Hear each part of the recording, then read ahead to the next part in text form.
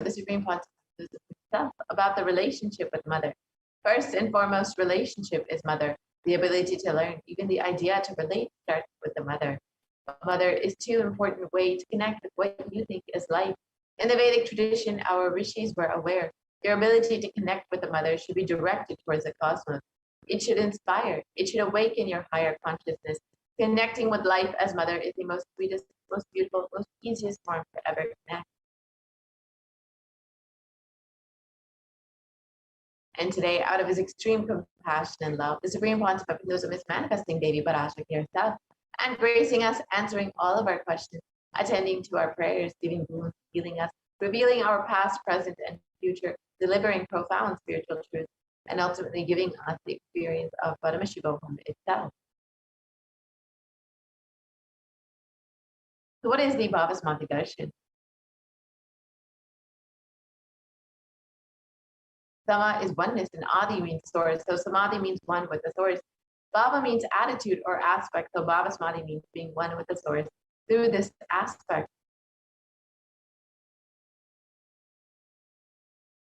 Darshan means to have a glimpse of. In the Vedic tradition, it is used to describe the moment we behold a deity, an avatar, a saint, or an enlightened being as distinct to being it cleanse the karmas of lifetime and create a deep, lasting transformation in the receiver. Darshan is the powerful, super conscious vibration that is present around an avatar at all times. He simply radiates darshan just as the sun continues to radiate light. The auspicious moment when the receiver is able to catch it becomes a moment of darshan for you, raising you to the next level of super conscious breakthrough, like hitting the reset button on your very being.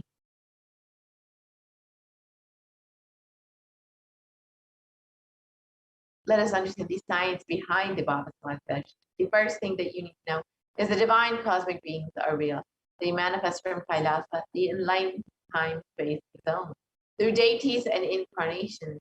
And divine cosmic beings manifest through the Archavatara, the deities in temples, and through the Bhavasmati Darshans in the Nijavatara, the incarnation. The Bhavasmati Darshan is the science of the Nijavatara manifesting Parameshvara consciousness.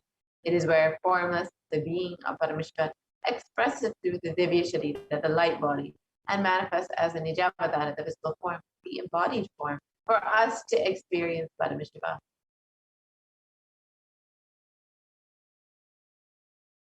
For example, Devi Parashakti expresses the being of Rajarajeshwari and manifests as the Nijavatara, the visible form of Devi Meenakshi.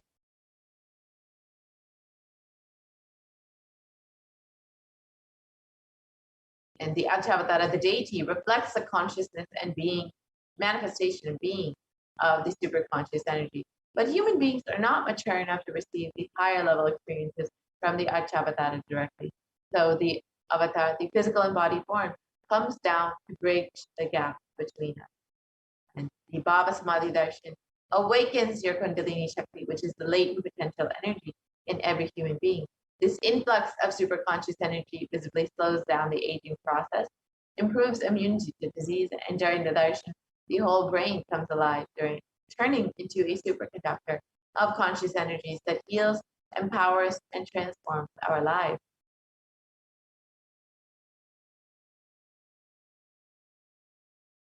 During the Bhavasmati Darshan, our neurons mirror that of the avatar. The mirror neurons activate and process all the observed movements or information of the avatar just by seeing.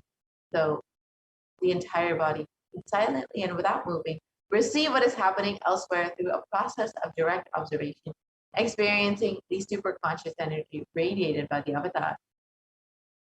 And the Akashic readings are not predictions, they are readings from the cosmic archive. Beyond space, creation and destruction happen simultaneously. In the dimension of time, there's the past, present, and future.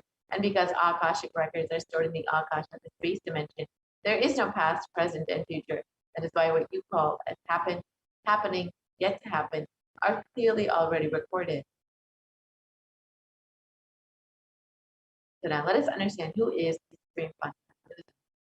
The Supreme Pontiff of Hinduism, Jagadguru Mahasannidhanam, Divine Holiness, Bhagavan Nithyananda Paramashivam, is the reviver of Kailasa, the ancient macrocosmic Hindu civilizational nation.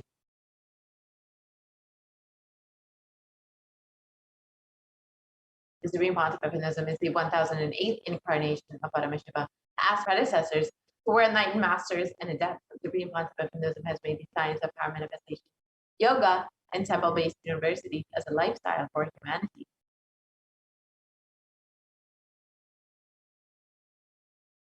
And the Supreme Pontiff of Hinduism is ordained as the 233rd Guru Mahasanitanam of the Kanchi Kailasa Sarvit. Is the incumbent emperor of the Surivamshi Rangi Samrajam. Is the present 293rd Jagat Guru Mahasanitanam of the Kailasa the Shamala Pita Sarvit, and is the present Mahamandaleshwar of the Mahanirvani Pada, the largest apex monastic order. And the Supreme Pontiff of Hinduism is the 1008th Acharya Mahamandaleshwar of the Antalakada, is the present 23rd Guru Mahasanitanam of the Dharma Mukti Parampara Adinam, and has been elected as the Supreme Pontiff of Hinduism by a congregation of over 1,000 Hindu leaders.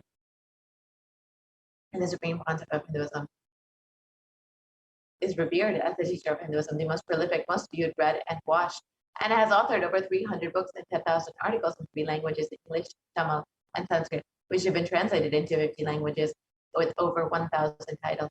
The Supreme Pontiff of Hinduism has over 20 million copies of books and articles sold, read, and downloaded, and has over 10,000 hours of discourses delivered, and has enriched over 1 billion lives digitally, and is respected as the commentator of all sacred scriptures, such as the Upanishads, the Bhagavad Gita, the Shiva Sutras, the Brahma Sutras, the Yoga Sutras, the Ashtavakra Gita, the Jain Sutras, and many more. And the Supreme Pontiff of Hinduism is honored as the leader of Hinduism.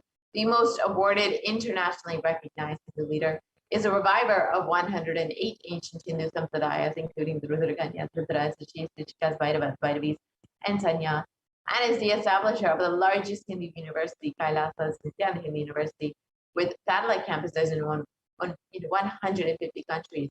The Supreme Pontiff of Hinduism is the establisher of 1,000 plus Kailasa enlightenment ecosystems, is the founder and reviver of over 100 Sarvati Pitas, and is the collector of the largest Hindu library with over 1 million books, 1 million palm leaf scriptures, and over 20 million digital books. So now with this, we will be entering into the next portion of the program, the demonstration of the extraordinary powers, the extraordinary Shaktis of Paramashiva, Parashakti, as demonstrated by the initiated disciples of the Supreme Pontiff of Hinduism, the Nithyananda Yogis and Balasans of the Nithyananda order. So now let us enter into these extraordinary Shaktis, witnessing these extraordinary Shaktis.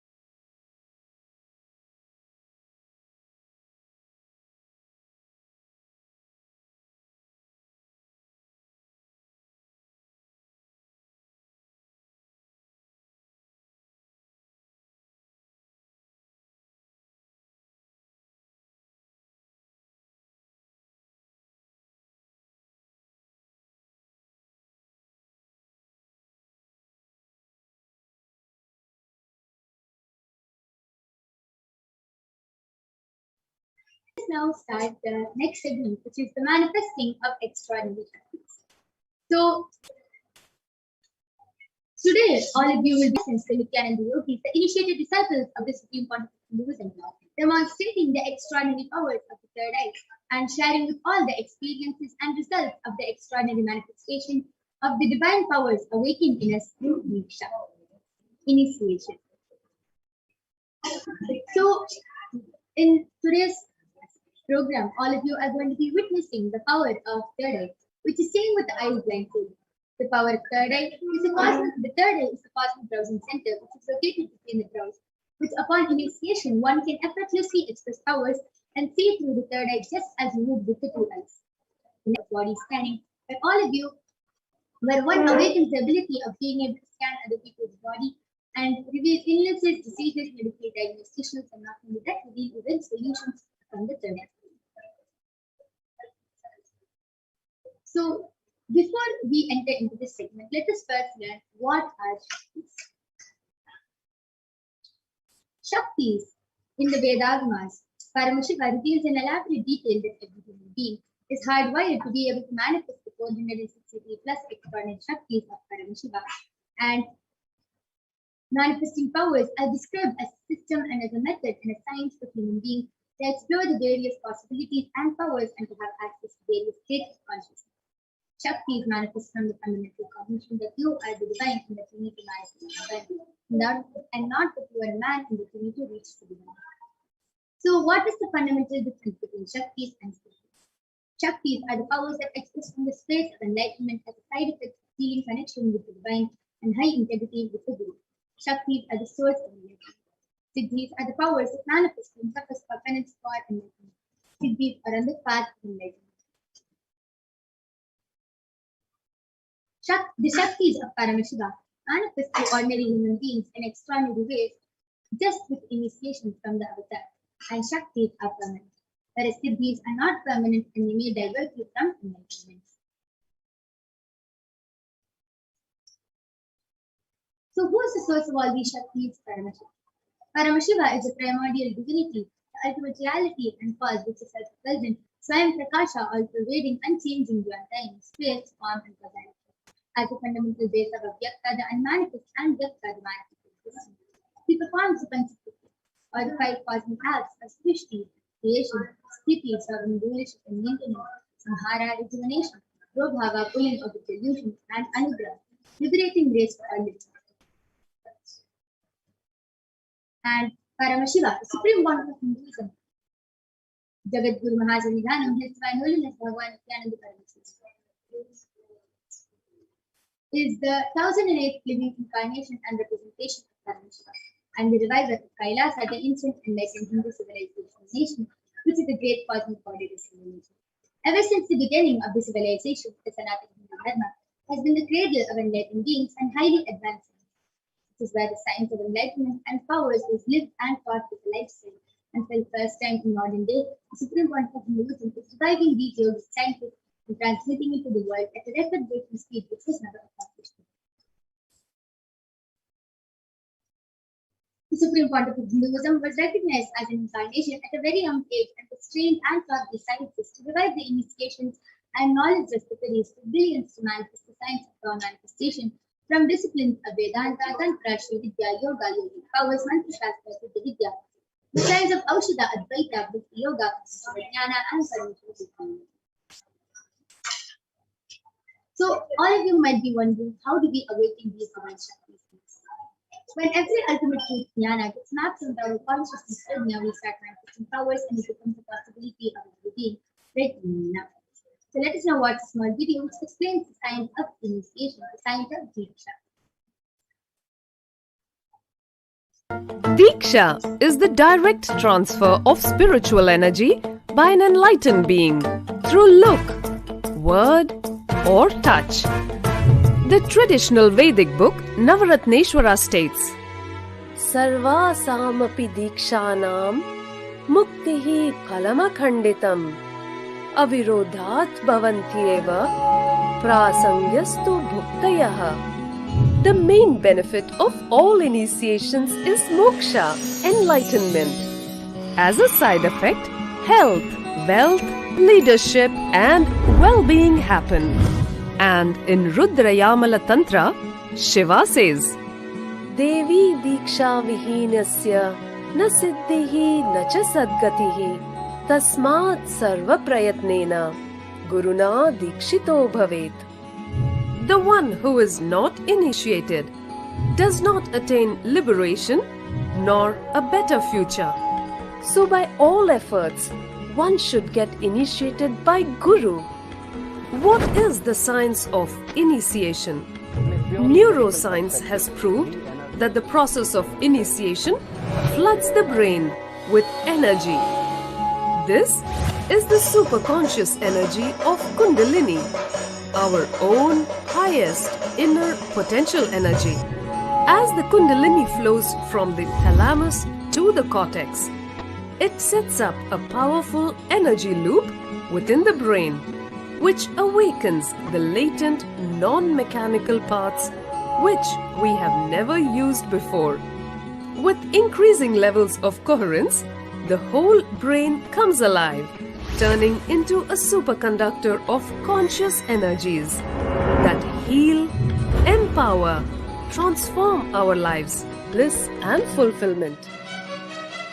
Initiation creates high awareness, visualization, creativity.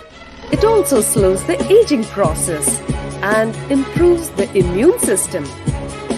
Kundalini awakening, healing experience, levitation, teleportation, materialization. Experience the power of initiation through a range of exclusive programs conducted at the ashram. Nithyananda Dhyanapitham, Nithyananda Nagar, Birdi, Bengaluru. Contact 97422 03311 82 or 90091. Visit.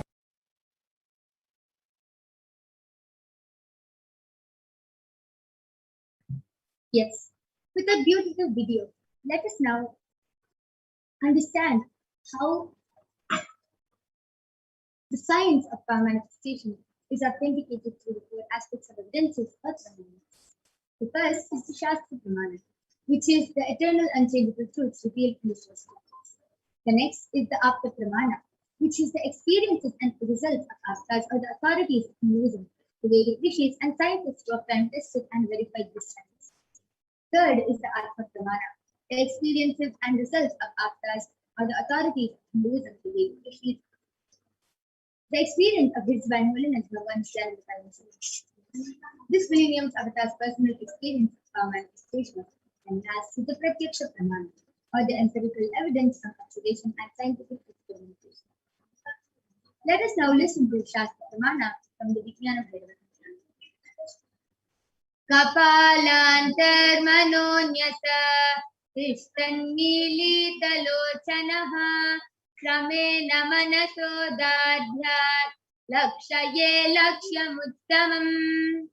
Translation goes, by fixing the mind on the inner space within the crown center and sitting stably without any movement, having the eyes closed in succession, by that stability of the mind and inner space, through the power of the third eye, one directly sees the ultimate goal Laksham by having the vision beyond the sight that reveals any object or place, attaining the space of oneness with the source Paramashiva. Next is the Apta Pramana with Bhagavan Sri Krishna initiates Arjuna in his power. Bhagavan Krishna says, Natumam shakyase drashtum anenaiva swachakshusha divyam dadami te chakshuhu pasyame yogamaishwaram. Translation goes, but you cannot see my cosmic form with these physical eyes of yours. Therefore I grant you the divine third eye. Behold my cosmic opulence. The next is Atma Pramana, where Swamiji beautifully shares in his own words. An outside broke. The whole 360. First experience is that I was able to see everything around me, above me, the whole 360 and outside broke. The first experience is that I was able to see everything around me, above me, the whole 360 degree, 10 direction, below me, everything. I realized not only I was able to see, I was able to feel, experience. I felt that on rock on which I was sitting and the skin of this body, both carry me equally. In both I exist equally. The setting sun, rising moon, the whole Arunachala hill, all the plants, bush, shrubs, trees, everything, everything, everything. Just become so alive. The idea, something is inside,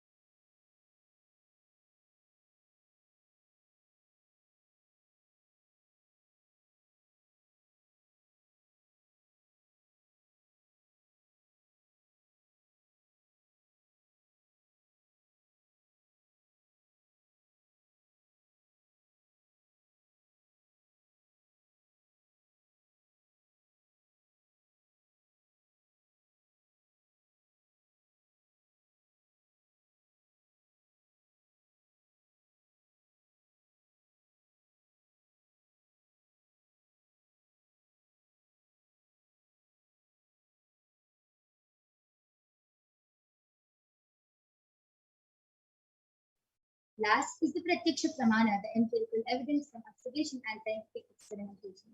Study measures compare the metabolic cell activity of the brain in the conscious and meditative states of the third eye using the positron emission chromatography, the PET. When doing daily activities, high activity is measured in the brain where the third eye is located, and when in the deep state of samadhi, only the third eye region is active in almost 90% of the rest of the brain.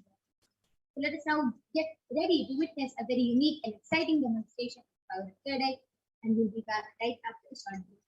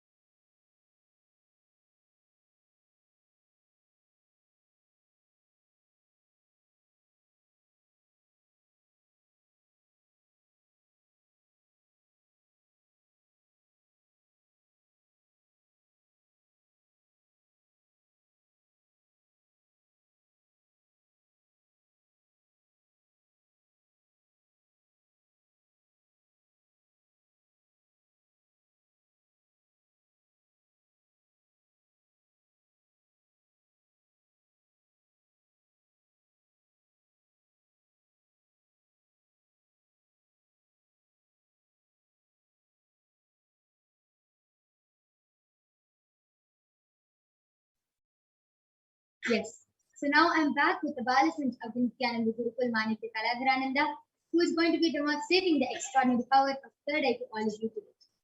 So, as all of you can see, we have the board game with us, and all of you can see. And we also have the side view camera. If you can see in front, there is a complete view, and you can see the theme which we are going to be playing. And all of you can even see the side view camera, and you can see that there's nobody around. Beautiful. So, and along with us, we also have a kavi, which consists of an eyeband, which Ma Kaladra is going to be wearing. All of you can see in front is a complete opaque sheet, and behind is a thick sponge, and there's sheet. And we have a dice, which we'll be rolling to play, and we have 2 points, white one and a black. So this is the game we're going to play is Mastermind. It's just like Snake and Ladders, except when the master wins over the mind, we climb up the ladder, and when we fall under the trap of the mind, we go down the slope. So now I'm going to be blindfolding the eyes of Makaladra. All of you can see.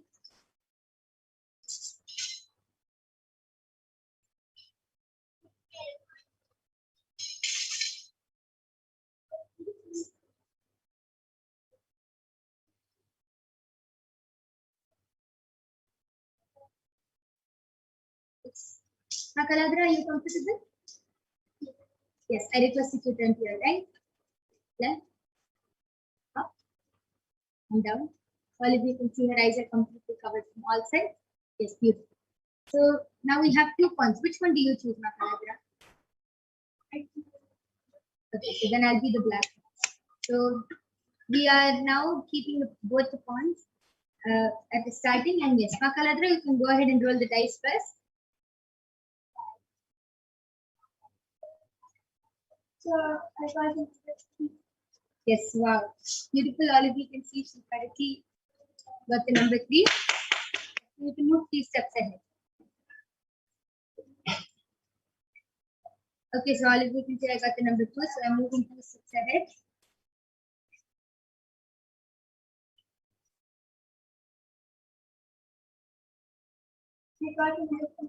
Wow. All of you can see. Okay, I got the number 4, and then move 4 steps ahead. Yes.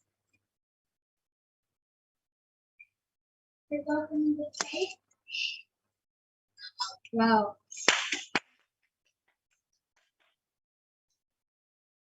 So currently, which number are you at, Makaladra? 10. Okay, beautiful. So I'm also going to go ahead and roll the dice. I again got the number 2, so I'm going 2 steps ahead.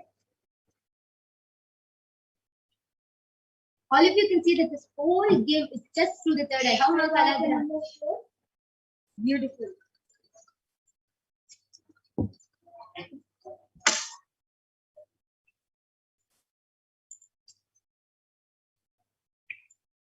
Okay, so I got the number 3, and I got the guru, so I got the master. So I'm going up this ladder, and I'm at 31 right now. Okay, Makaladra, you can go ahead. You got the number 3. Okay, so I also got the number 2. I'm going to go ahead.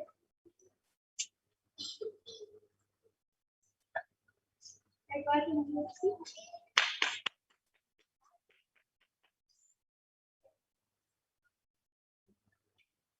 Okay, so I got the number 1, and I'm again with the master. So I go up the ladder, and I'm at 68 right now. Okay, Makaladra, come on. I got the number 4.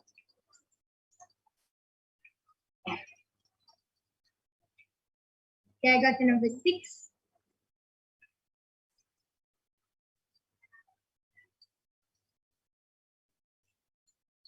I got the number 4. You can see she got the number 4. And I got the number 2. I'm going to ahead. I got the number 4. I got the 2. Yes. So Ma Kaladra also went to the school. Chose to be with the Guru, and she is at the number 68 right now. I'm also going ahead. Okay, I got the number 6. So,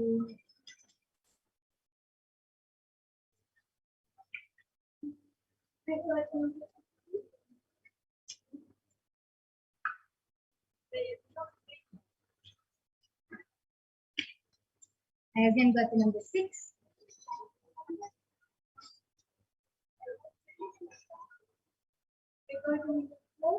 And we can 78.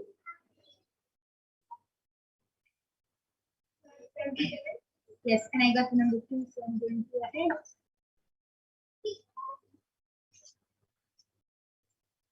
I got the number 6.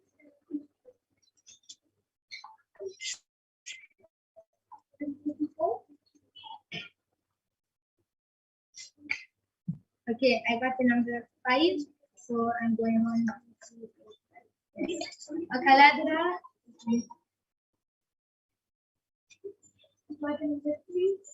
Beautiful. All of you can see how exactly she's rolling the dice and reading the number exactly as it is through her third eye. Beautiful. Okay, so Ma Kaladra got caught very nice. Okay, beautiful. Again, I'm rolling the dice, and yes, I got the number 5. Yes. And we've reached the number 100 now. Beautiful. All of you saw this, all of you saw how Ma Kaladra was able to see each and every number through the third eye exactly as it was. And all of you saw even in the dice, whatever number she was seeing, we were showing it to the camera, and she was able to see everything through the third eye. So one question for you, Ma Kaladra, how were you able to do it? Like, how were you able to see the dice? Did you see the dice as it is, or in black and white, or did you see numbers? Did you see Roman numbers? How did you see it? I saw the numbers. I saw the numbers. Yes, could you be a little louder? I was able to see the numbers in visuals. Like, I saw it in a dark black color as numbers, not as dots. Not as dots. So you saw, wow, beautiful. That is really beautiful, and that is an amazing demonstration of the power of third eye. All of you saw how Ma Kaladra was so beautifully able to play this game of master and mind chess through the third eye. Very beautiful. And yes, with this we are now going to be concluding this segment. And we complete with all of you. We are not going to be having the power of body scanning due to the interest of time. And you can definitely join back tomorrow for the power of body scanning, and in fact every day for the power of body scanning at 4 p.m. IST. And you can get a body scanning by the Balasins of the Nithyananda Gurukul. And you can also witness these extraordinary and fun games being manifested through the power of third eye and by the Balasins of the Nithyananda Gurukul. So please do stay tuned for the upcoming segments and join us every day at 4 p.m. IST to witness more extraordinary demonstrations of the power of third eye. So we thank all of you for joining us, and thank you, Nithyananda.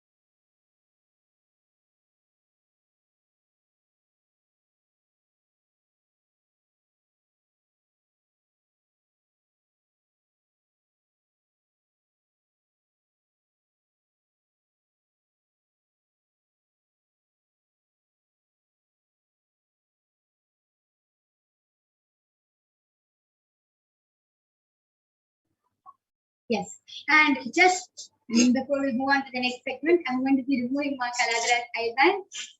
Yes, all of you can see it's completely intact. There's no difference, and in the eyeband there's no difference. It's completely the same. And yes, that is a very beautiful demonstration, Ma Kaladra. So we'll be moving on to the next segment in a few minutes. Yes, please stay tuned. Thank you.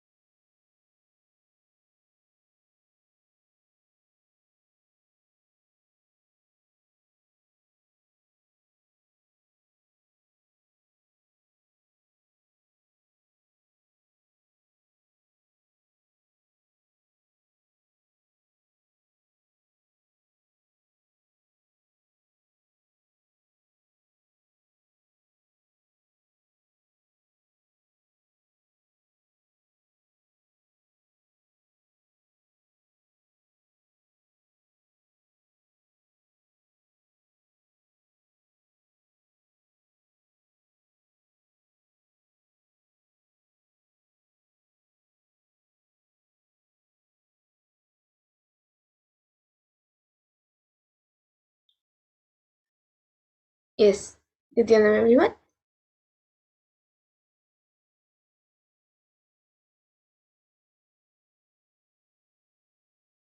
So now, after that wonderful demonstration of the powers of third eye that all of you just witnessed, let us now move to the next segment of this program where all of us will be learning more about Devi Parashakti, the divine feminine consciousness.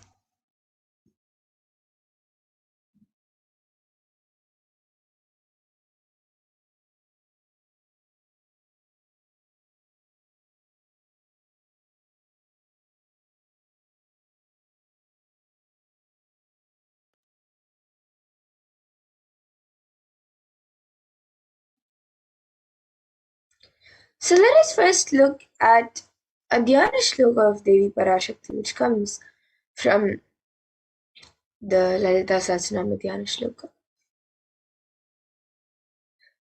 सिन्दूरारुणविग्रहां त्रिनयनां माणिक्यमौलिस्फुरत् तारानायकशेखरां स्मितमुखीं मापीनवक्षोरुहाम् पाणिभ्यामलिपूर्णरत्नचषकं रक्तोत्पलं बिभ्रतीं सौम्यां रत्नघटस्थरक्तचरणां ध्यायेत् परामम्बिकाम्. And the translation for this verse is, the Divine Mother is to be meditated upon, as shining in a vermilion red body, with triple eyes sporting a crown of rubies studded with the crescent moon, a face all smiles, a splendid bust, one hand holding a jewel cup brimming with mead, and the other twirling a red lotus.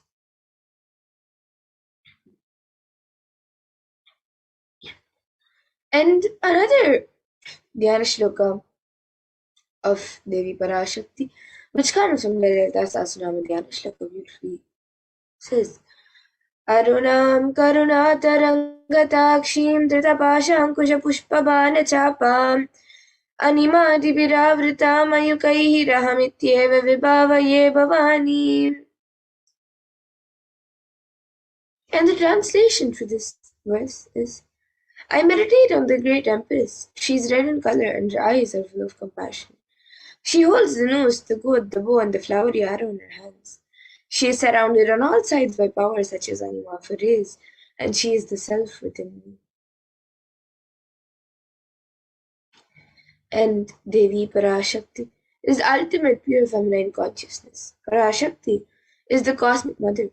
It is her cosmic womb from which billions and billions of universes come out and go in, and the source where the Big Bang and black holes go on and on. Parashakti is the source Shakti, the source energy, the source power, from which all of us came, in which all of us are in even now, and in which all of us are going to merge. And out of her extreme love and compassion, Devi Parashakti herself is manifesting through the embodied form as the Nijavatara of the Supreme Point of Hinduism, Jagat Guru Mahasannidhanam, His Divine Holiness Bhagavan Sri Nithyananda Paramashivam, gracing us, answering all of our questions, attending to our prayers, giving boons, healing us, revealing our past, present, and future, delivering profound spiritual truths, and ultimately giving us the experience of Paramashivoham itself.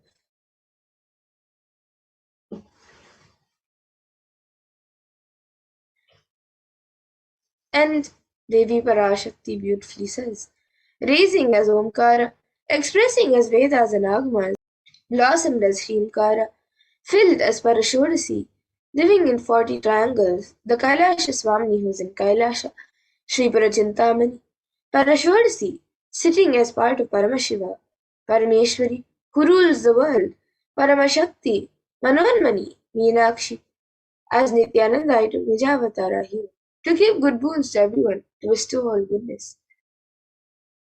Hiranya Garbha Swarupini, Brahmanda Yoni, Shami, Chandramauli, Rapala, Aparna, Uma, Parvati, Savitri, Navayavana, Samrajya Lakshmi, Parameshwari, Parashodasi, Meenakshi, taking the form of Nithyananda. In the form of Nithyananda, I came here as Nijavatara. With great compassion and blessing, listen people, to do good to all of you, I took the form of Nithyananda and came down as Nijavatara. And Devi Parashakti continues to reveal, raising in Omkara, blossoming as Shiva, Shiva manifesting as source of existence, powers of existence, expression of existence, from the oneness of Om, blossoming into two as Prakriti and Purusha, blossoming as three Shaktis, Icha, Kriya, and Jnana, growing as 4 Vedas, expanding as 5 Panchabhutas, beyond 6 chakras, filled as Gotras of 7 Rishis, expanding as 8 directions, existing as 9 Grahas, blossoming as 10 Indriyas, being as 11 Rudras, creating all the worlds, bringing life to tell and make truth blossom and to do good. Parashodasi, Meenakshi, in the form of Nithyananda, I came to bless every one of you. So now let us see how we can receive Devi Parashakti. So literally we're seeing Paramashiva and Parashakti at that moment. She is there on your screen, so always receive her in a very traditional way. You can keep 2 beet leaves, 1 banana, 1 beetlet, and a coin in front of the screen as you watch Devi Parashakti. Now some of you might be wondering what exactly a coin is considered as. So a coin in the Hindu tradition is actually considered the traditional dakshina, and it can be the lowest value. In India it can even be just 1 paise, and in the US it can even be just a cent. Swamiji says, I'm not trying to monetize, keep even 1 cent, it is okay. So for 100 days, if you have darshan, it will add up to $1. In India, even 1 paise is okay.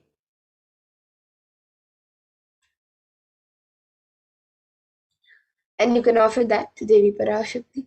And once the darshan is over, you can do namaskar, eat the banana, the wheat leaf, and the betel nut, taking it as prasadam immediately. And the coins that you collect, you can send it to the Los Angeles temple for the further procedures. And this betel leaf and betel nut may actually look too small, but in a few days you will see how much it has. So your sentiment that really Devi Parashakti is there. You will not take the Devi darshans for granted. Rituals will break your monotonous unconscious mentality and lifestyle and remind you and raise you to powerful cognitions. It will break your unconscious behavior. And now here all of you can see how you can set up your tambulam. So you can arrange the wheat leaf, the beetle, and the banana and the coin on a plate and keep it in front of the screen. You can also keep a few additional items such as a few flowers, kumkum, turmeric, glass bangles, and a coconut. But the 4 basic items is the beetle leaf, the beetle nut, the banana, and the coin. So you can arrange all the items on a plate, keep it in front of the screen as you get ready to watch Devi Parashakti. And now with that, we come to a conclusion of this segment where we have learned who is Devi Parashakti and how we can receive Devi Parashakti in a very traditional way. So now let us move to the next segment of this program where all of us will be learning what exactly Devi Parashakti has revealed in the Akashic readings on all the various problems, the cause and the solution for all the various problems that the world is going through today, and what is the solution for it. What Devi Parashakti has revealed in the Akashic readings as the cause and solution for it, and how important it is for us to follow what Devi Parashakti has revealed. We will be learning in the next segment. So for the next segment, and we will be back after a short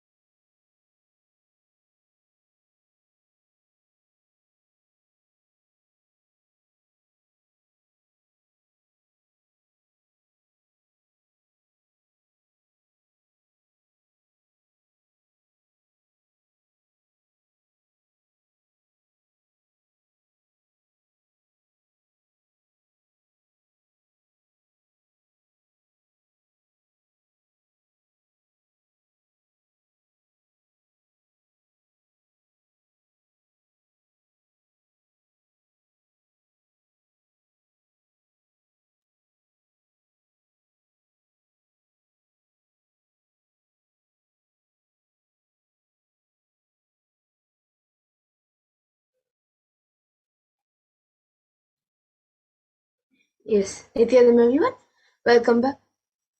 So now, in this next segment, we will be learning about what Devi Parashakti has revealed in the Akashic readings about the Padayatra.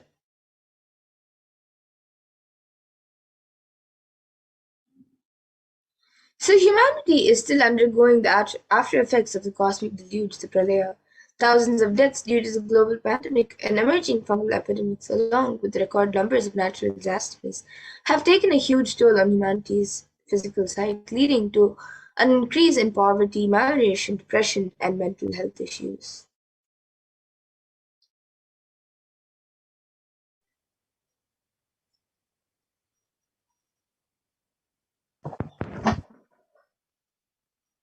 So, what has caused this? Who is behind this? How could we have avoided this? What is the solution to this? In this segment, let us go through and understand what Devi Parashakti has revealed on the cause and solution for the Pralaya.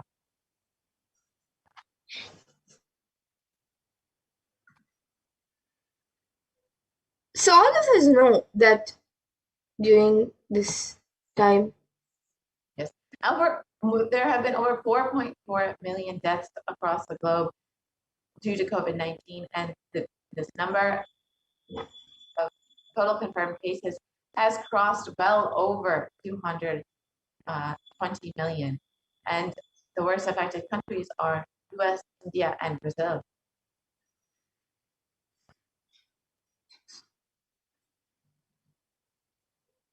and the 19 in India itself, in India alone, the number of COVID cases is 29 million plus, 29 million plus, and the number of COVID deaths is 374, much more than 374,000 right now. And the number of people fallen into poverty since 2020 is 75 million plus.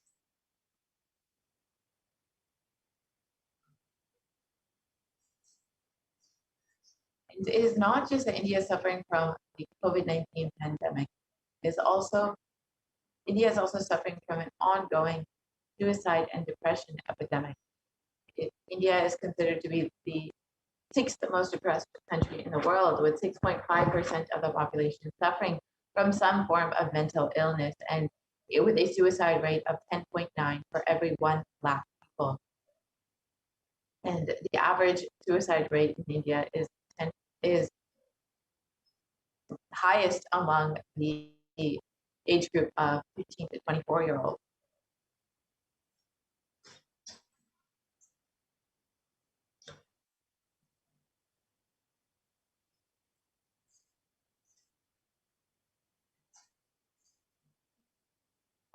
And India is suffering various natural disasters.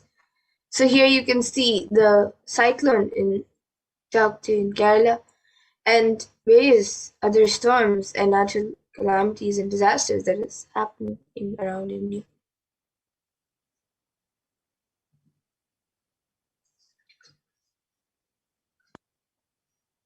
So how could we have prevented this?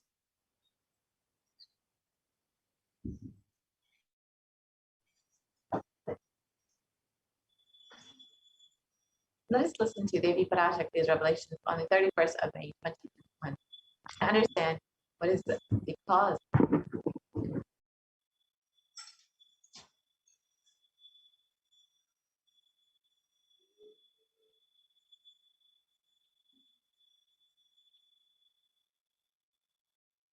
இரண்டாயிரத்திருபத்திரண்டு வரை India செல்ல வேண்டாமா என்று கேட்கின்றாய். நன்றாய்த் தெரிந்துகொள், சொல்வதைப் புரிந்துகொள்.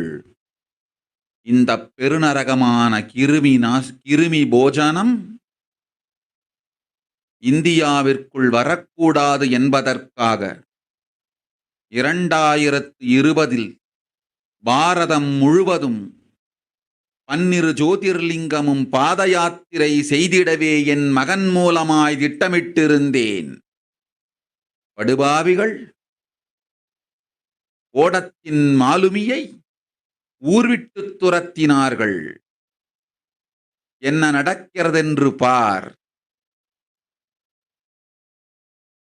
முறையாக கையிலாய நாட்டின் தலைவனாக நிறை மரியாதையொடு நல் மதிப்பொடு என் நிஜாவதாரம் நித்யானந்தன் திருவடி மீண்டும் பாரதத்தில் பட்டு பாத யாத்திரை செய்த பிறகு மட்டுமே நீ அங்கு செல்ல வேண்டும். அதுவரை உன்னை காத்து செல்லாதே. ஓம் ஓம் ஓம்.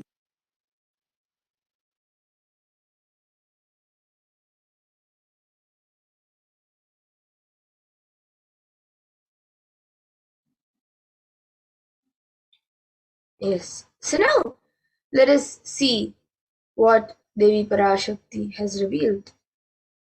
The translation of what Devi Parashakti has revealed in English. So, Devi Parashakti has revealed, for this huge Kirmi Bhojanam, hell, not to come to India. In 2020 itself, I had planned to do Padayatra throughout India and the 12 Jyotirlingas through my son, Swamiji. They chased the captain of the ship out of the country. See what is going to happen.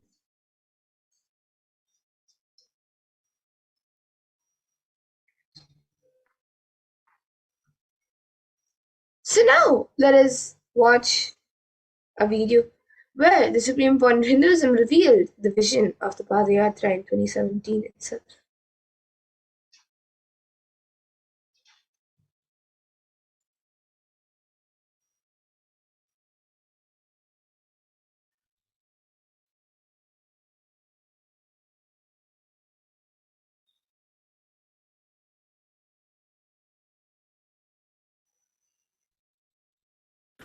Want to do 1 year Padayatra specially for this purpose in 2020.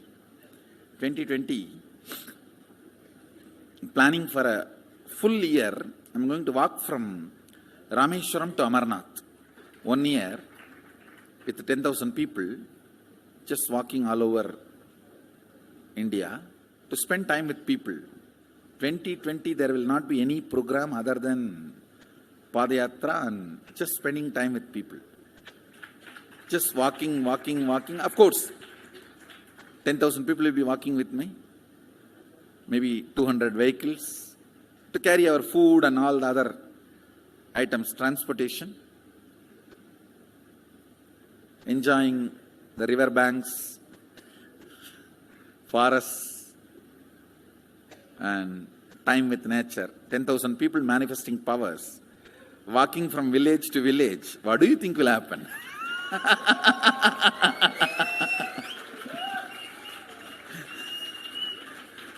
The scene of Buddhism spreading will be repeated now. How the Buddhism spread. 10,000 monks walking from village to village. What will happen? That's only monks. Here power manifesting 10,000 people. The whole village will be manifesting powers. Enjoy India and let India enjoy. So planning for next year Kumbh Mela. Next year Kumbh Mela 2019. Next year January Kumbh Mela. Before that all the Balalayam, everything. Balalayam is going to be like the same structure outside with one stone tower, gold coated. It will be something like a 40 to 50 feet tall stone tower and 5 Rajagopurams, which will be something like 120 feet. This will be the Balalayam.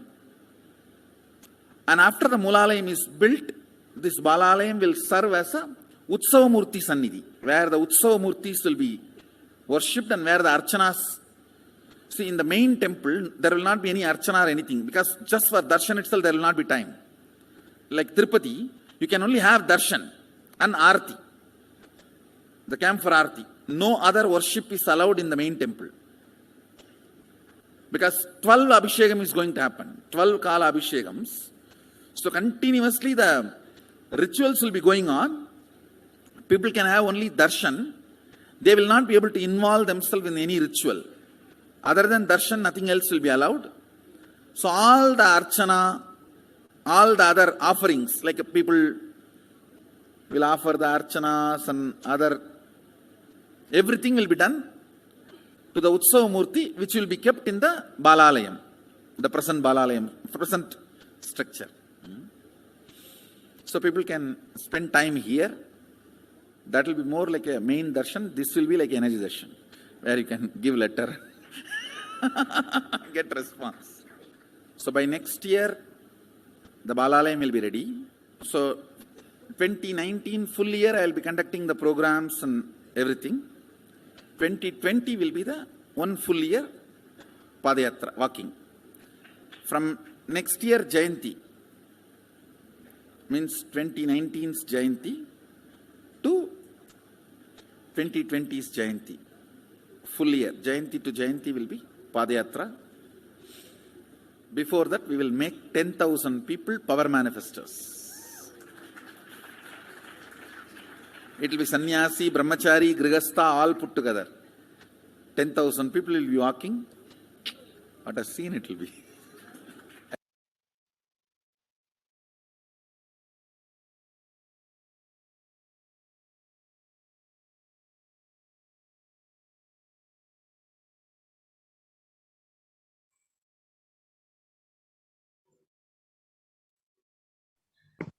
Yes. And the second branch of Hinduism revealed the vision for this Padayatra, how 10,000 power manifestors would be traversing from Kanyakumari to Kashmir, and how they would be meeting people where they are, giving the Supreme Pontiff of Hinduism would let people see them, let people see him in their own home, and give them solutions for all problems, mental, physical, emotional, psychological, whatever the problem may be. The Supreme Pontiff of Hinduism was ready to be on ground. And this would literally be like the revival of Hinduism, and be once again, would be like the seed of it, Buddhism spreading, and be the revival of Hinduism. And since the age of 10, the Supreme Pontiff of Hinduism has been enriching and preparing people for this Padayatra to save them from this pralaya.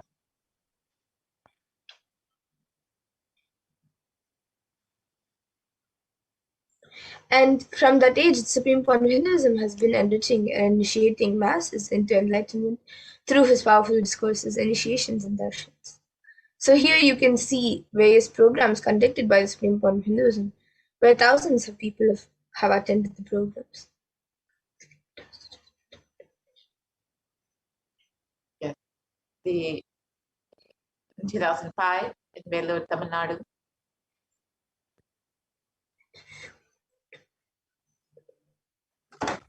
and here you can see the program in Rasipuram, Tamil Nadu.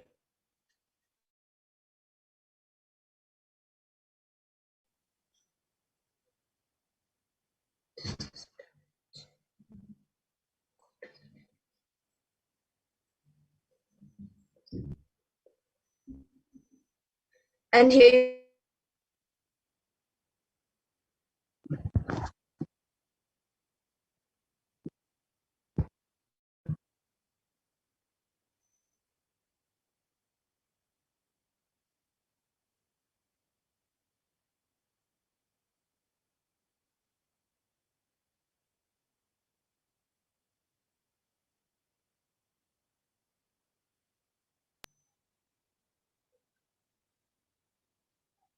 yes, we apologize for the technical glitch.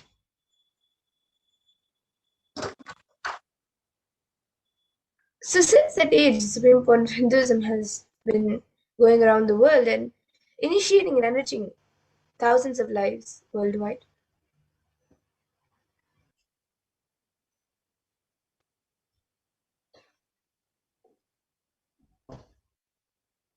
And here you can see the Nithyananda program. And then the birthday celebrations at Tiruvannamalai.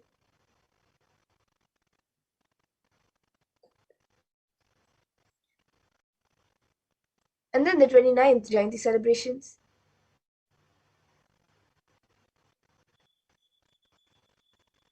And then the Jayanti celebrations where Swamiji was addressing a school in Tiruvannamalai. And then the Nithyananda Spurna program.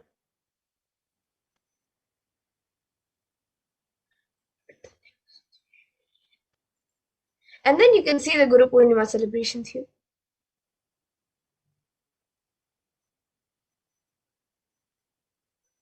And then the Bhakti Spurna program.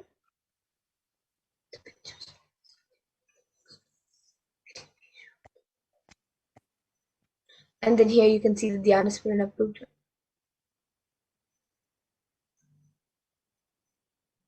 Little Ananda's program where Swamiji conducted a program for kids. And then you can see the Saptayaham, which was conducted by Swamiji in Salem, Tamil Nadu in 2006. And a few more pictures of that.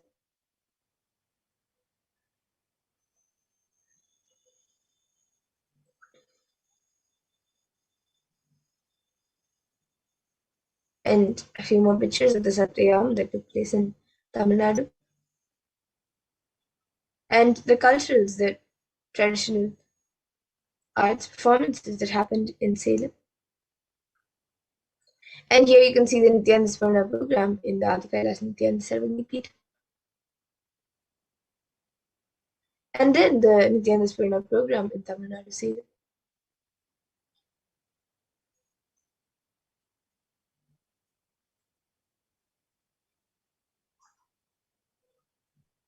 And various programs just like this Supreme Bond Hinduism has conducted worldwide.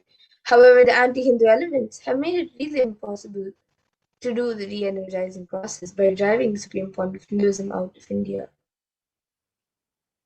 So now let us see what Devi Parashakti revealed as a solution for this on the 31st of May 2021.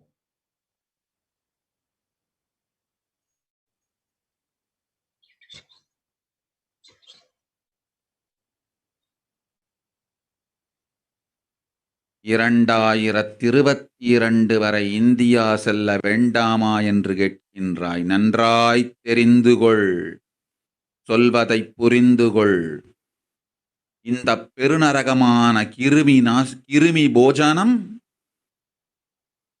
இந்தியாவிற்குள் வரக்கூடாது என்பதற்காக 2020 பாரதம் முழுவதும் 12 ஜோதிர்லிங்கமும் பாத யாத்திரை செய்திடவே என் மகன் மூலமாய் திட்டமிட்டிருந்தேன்.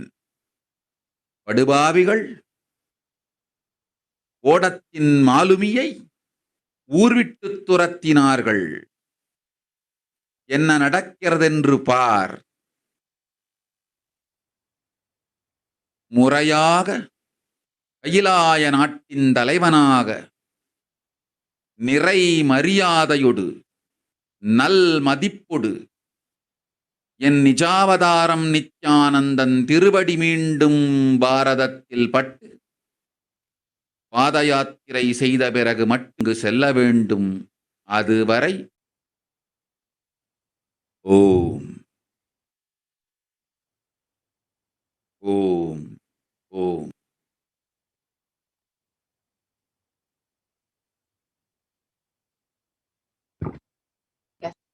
And Supreme Pontificate of Buddhism, Devi Parashakti revealed the solution for this pralaya to end in India. It is only when India received the Supreme Pontiff of Hinduism once again with great reverence and respect, and he is honored as the Supreme Pontiff of Hinduism, the head of the nation, and the Supreme Pontiff of Hinduism is once allowed to do the Padayatra and the re-energizing process of the 12 Jyotirlingas. Only then will we see an end to this pralaya in India. And as we see so much of destruction, suffering around us, as we look around, we can see what the great rishis of the Vedic civilization had described as this Kali Yuga. So they say that the Kali Yuga is the worst of all the 4 yugas, where man will be his worst enemy. And in the Kurma Purana, Sage Vyasa echoes the Rishi's declaration, and he says, Idam Kali Yugam Goram Sampraptam Pandunandana Tato Gacchami Devasya Varanasim Mahapuram Asmin Kali Yuge Gore Loka Papanuvartina Bhavishyanti Mahapapa Varna Shrama Vivarjita नान्यत् पश्यामि जन्तुर्ना मुक्त्वा वाराणसीं पुरीं सर्वपापप्रशमनं प्रायश्चित्तं कलौ युगे.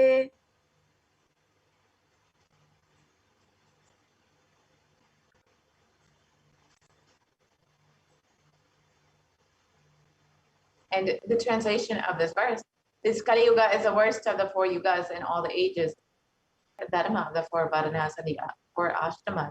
In fact, men are so sinful that no prescribed penance atones for their great sins. The only place which is free from such sins is the great sacred city of Varanasi, the Mahapuri.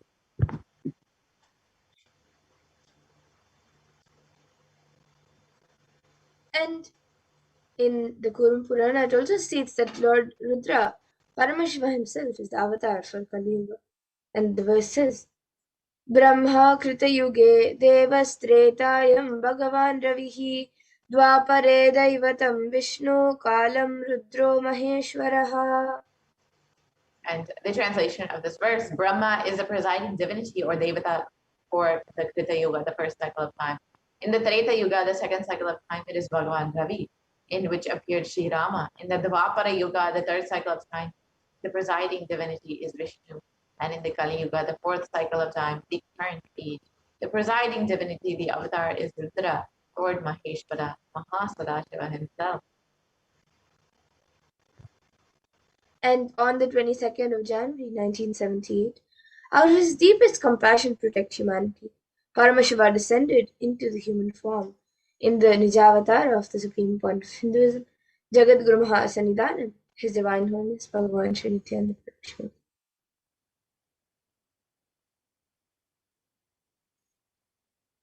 In the words of if Supreme Pontiff of Hinduism, if Paramashiva had waited even one more year to take a human body, it would have been too late for humanity. 1979 would have been too late. Let us listen to the Supreme Pontiff of Hinduism revealing about this.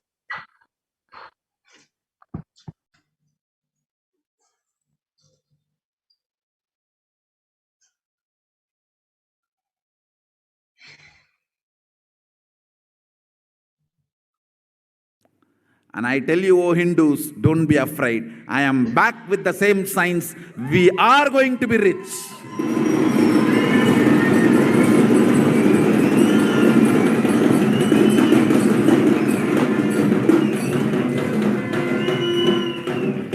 It is not lost.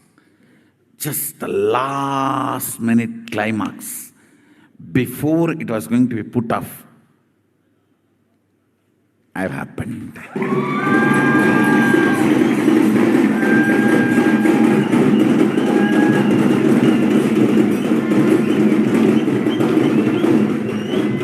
(1979) would have been late. 1979 would have been late. If I had time, I would have sent only ambassadors. Because no time, I have to get up and come directly.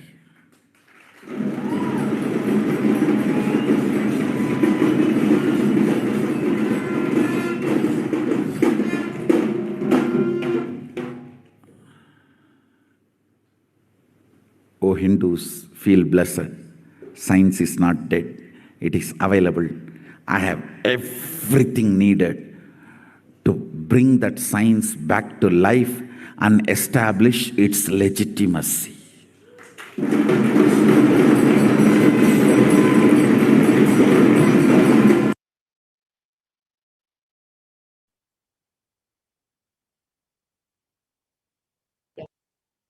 The Avatar's advent on planet Earth was to protect the world from this great cosmic deluge, to bring the new age, the Sat Yuga. Let's now watch Supreme Pontiff of Hinduism, Devi Parashakti, revealing about this.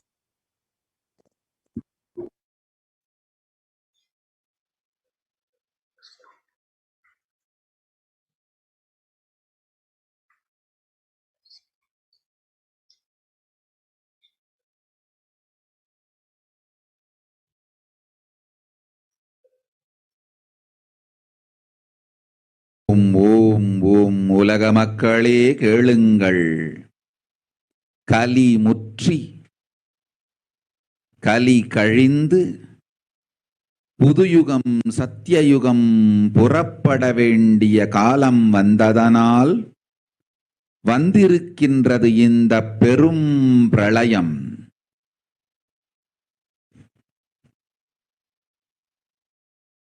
கவலை வேண்டாம்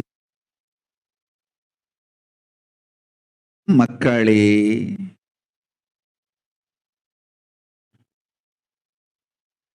நித்யானந்தன் வடிவம் தாங்கி நாமே இங்கு வந்திருக்கின்றோம். நித்யயுகம் செய்வோம், நித்யயுகம் சத்தியயுகமாய் மலரும் இங்கு. ஆனந்தமாக இருங்கள்.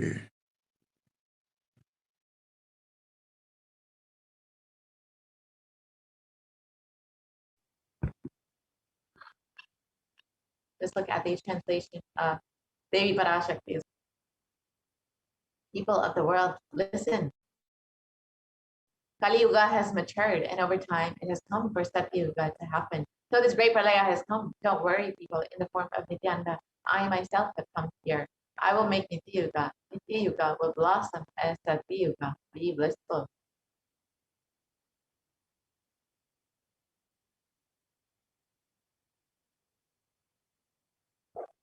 For this huge hell Kirimi Bojam not to come to India 2020, I plan to do the Padayatra throughout India in the 12 Jyotirlingas through my son Swamiji.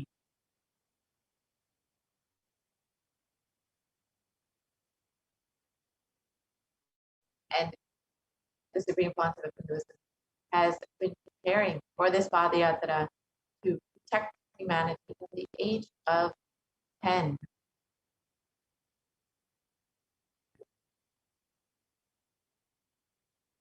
And the Supreme Pontiff of Hinduism began enriching people one person at a time with the sacred secrets from our scriptures and the secrets of higher living.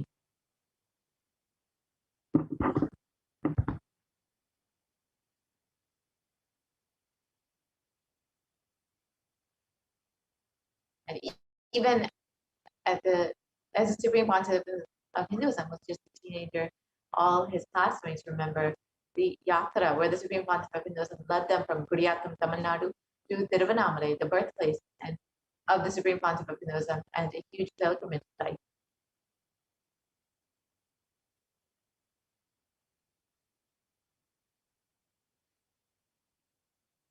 And when the Supreme Pontiff of Hinduism was around 19 years of age, all the fellow monks at the Ramakrishna Math recall the Yatra, where the Supreme Pontiff of Hinduism led them from Chennai, Tamil Nadu to Tiruvannamalai, the birthplace of the Supreme Pontiff of Hinduism, and gave them an unforgettable experience.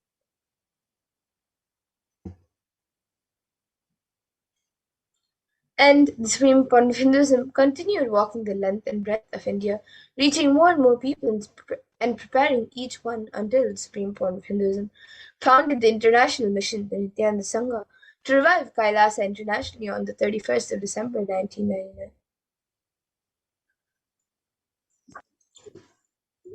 And the Supreme Pontiff of Hinduism established the very first Kailasa alignment ecosystem in Tiruchendur, Tamil Nadu, South India, on the 14th of April 2001. You can see the Supreme Pontiff in this photo on the inauguration day at the age of just 23 years old.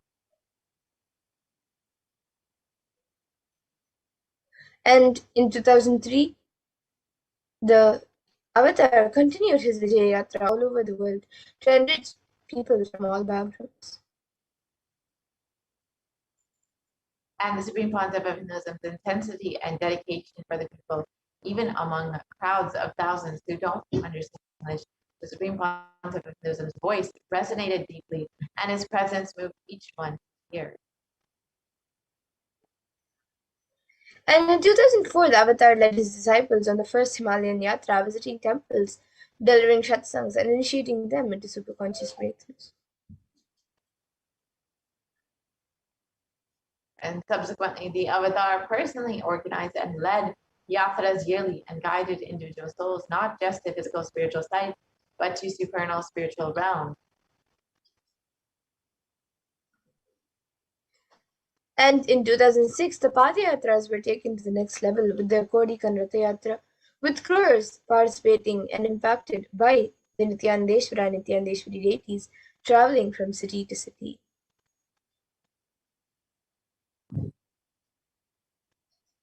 So now let us watch a short clip of this Kodikan Radayatra in 2006.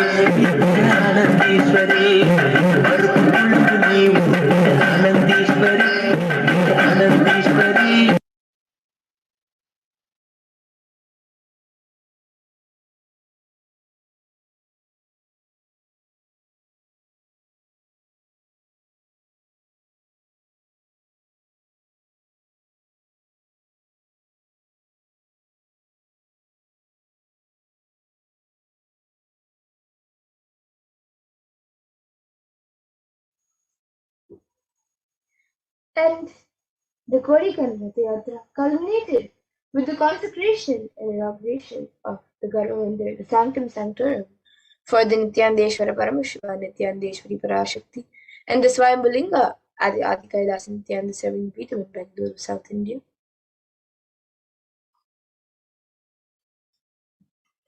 And the deities were energized as Archavataras to radiate the energy of Paramashiva and Parashakti to create the Adi Kailas Sarvagna Peetham as a ship to save humanity from the upcoming Pralaya.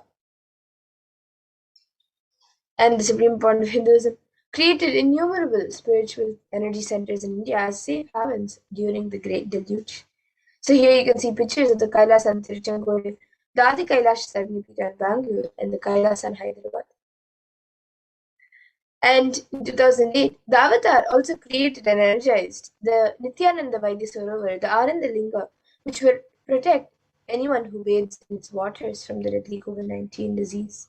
So now let us watch a short video of the Abhishekam happening to the Linga in Vaidya Sarovar, the Ananda Linga.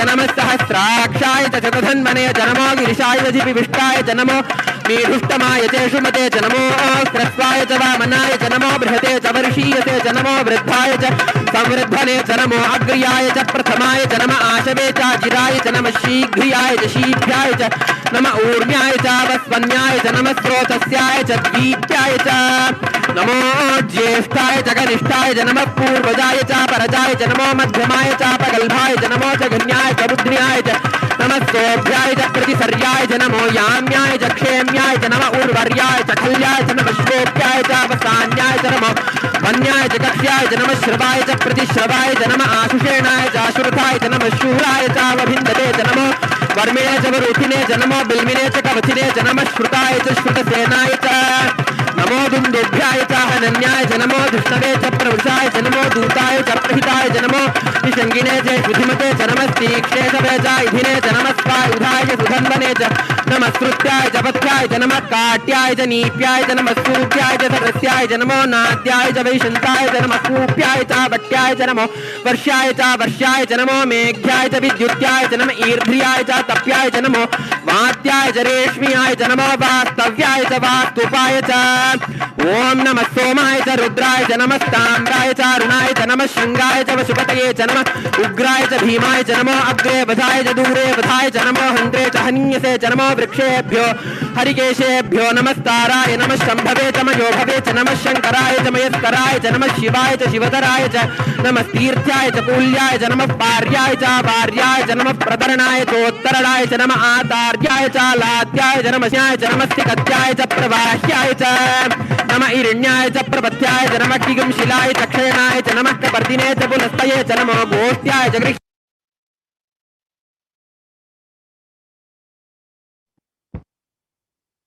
And in 2009, the Avatar held another Gaudiya Yatra and garnered international attention, creating a movement where lakhs of Hindus once again embraced Hinduism.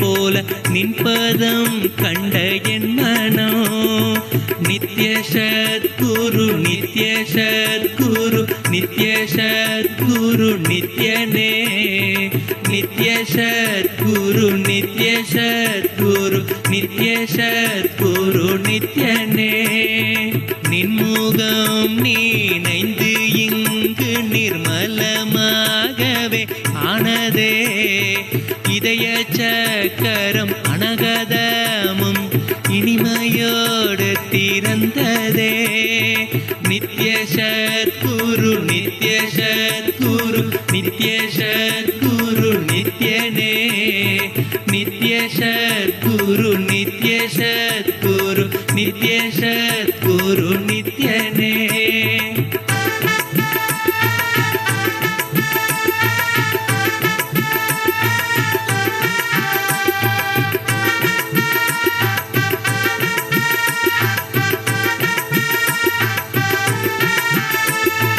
மற்றவர் கண்டு மறைகள் எல்லாம் கழன்று விசுத்தி அதுவும் அசுத்தியாய் பொறாமையோடிங்கு ஏக்கத்தோடப்பா புண்ணியம் எல்லாம் போனதே எரிந்தவயிரும் ஏக்கமும் சேர்த்து விசுத்தி அசுத்தியானதே விசுத்தியை தீர்க்க விமலனின் பதம் விரைந்து இங்கு வரவேணுமே நித்ய சத்குரு நித்ய சத்குரு நித்ய சத்குரு நித்யனே நித்ய சத்குரு நித்ய சத்குரு நித்ய சத்குரு நித்யனே ஆமை பூகுந்த எண்ணகந்தினை பொறாமை பூகாது காக்கவே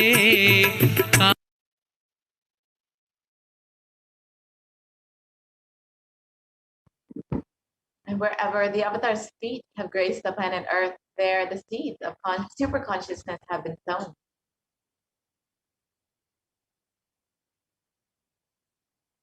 With 1,000 plus Kailas enlightenment ecosystem around the world, over 1 billion people have been enriched and enriched by the Avatar. So here you can see the Kailasa and Erode, the Adi Nithyananda Peetham. Yeah, when you'll see in the next several photos, just a few of the Kailas enlightenment ecosystems created by the Supreme Concept of Hinduism. Here's the Adi Kailash at Satyamita in Bangalore, India. Here you can see the Kailasa in Tirunelveli.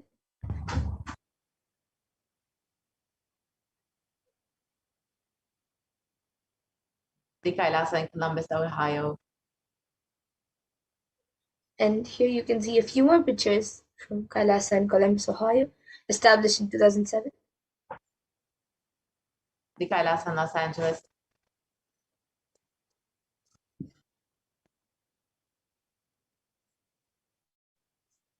And here are a few more pictures of the Kailasa in Los Angeles. The Kailasa in San Jose.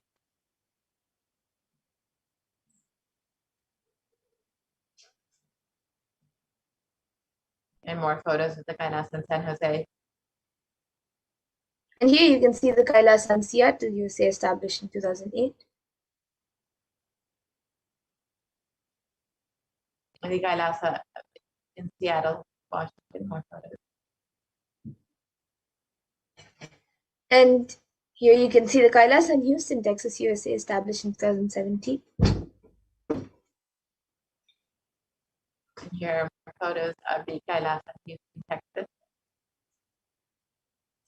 And here you can see the Kailasa in Charlotte, North Carolina, USA, established in 2013. The Kailasa in New York.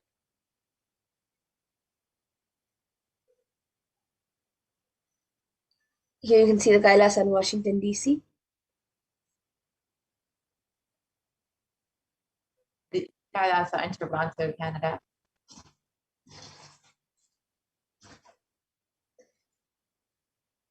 City, Oklahoma, USA, established in 2007.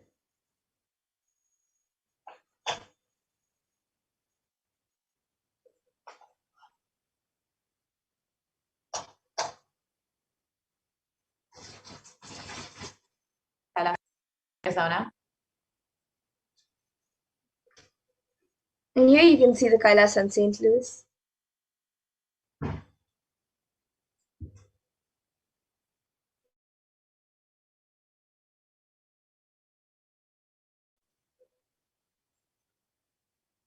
And the Kailasa in Oman.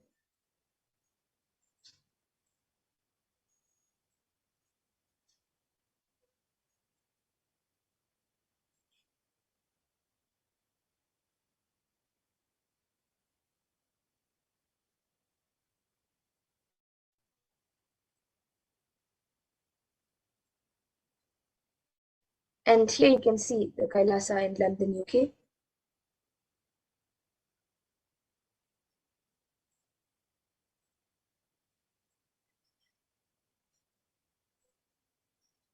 The Kailasa in London, UK. And then the Kailasa in Scotland, UK.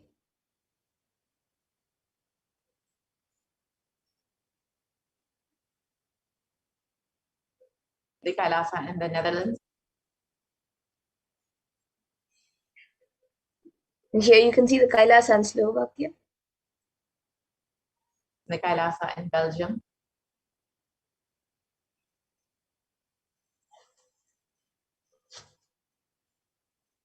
The Kailasa in Luxembourg. And here you can see Kailasa in Austria. The Kailasa in Germany.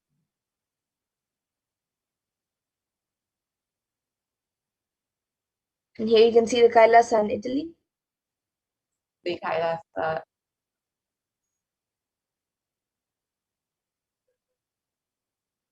And the Kailasa in Switzerland.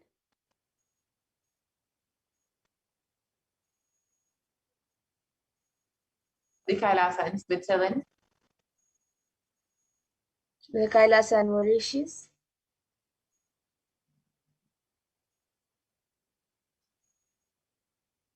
The Kailasa in Mauritius.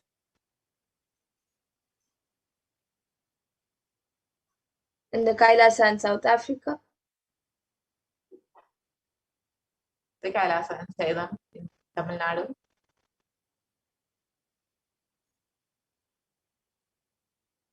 And here are a few more pictures of the Kailasa in Salem, established in 2006.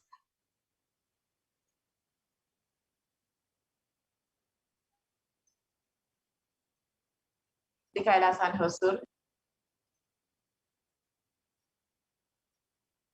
And the Kailasa in Putnam.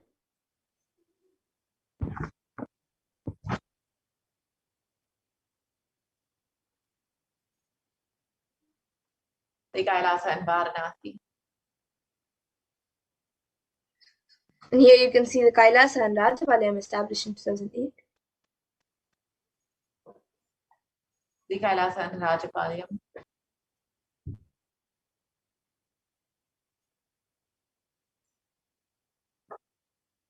And here you can see the Kailasa in Hyderabad.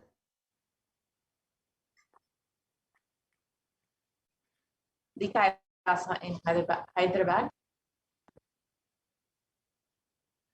Here you can see the Kailasa in Gujarat.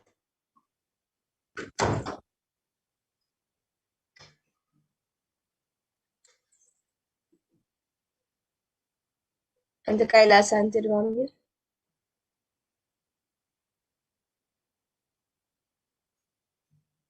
The Kailasa in Alankulam.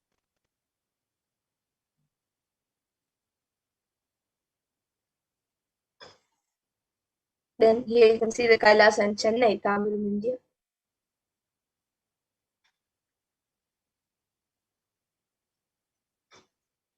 The Kailasa in Tambaram, Chennai. The Kailasa in Avadi, Chennai. And here's another Kailasa in Chennai, India. And Kailasa in Melbourne, Australia.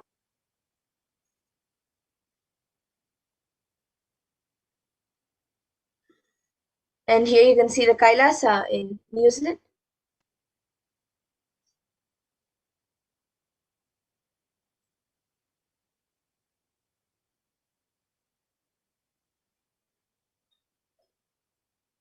The Kailasa in New Zealand. Kailasa in Singapore. And you can see now the Kailasa in Kuala Lumpur, Malaysia, established in 2008. The Kailasa in Guadeloupe, South America.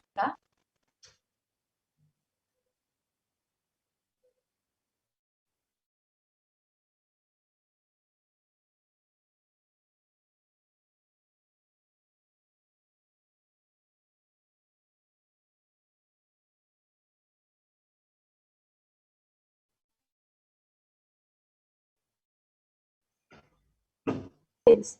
Has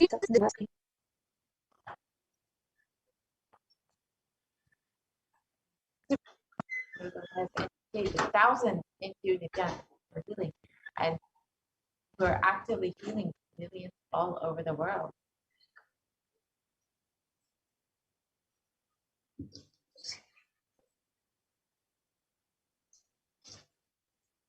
And 2,500 plus satsang centers and Paduka mandirs and home temples operate around the world as de facto spiritual embassies of Kailasa.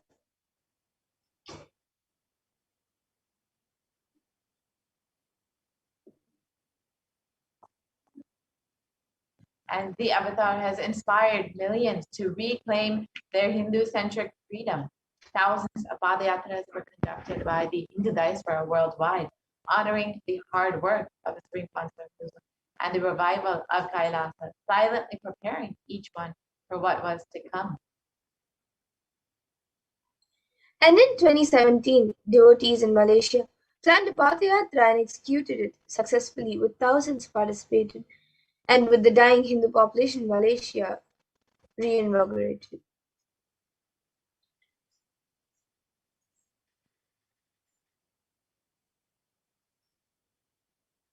And for every major festival, devotees from all over the world have performed the Padayatra out of their sincere devotion and love for the avatar.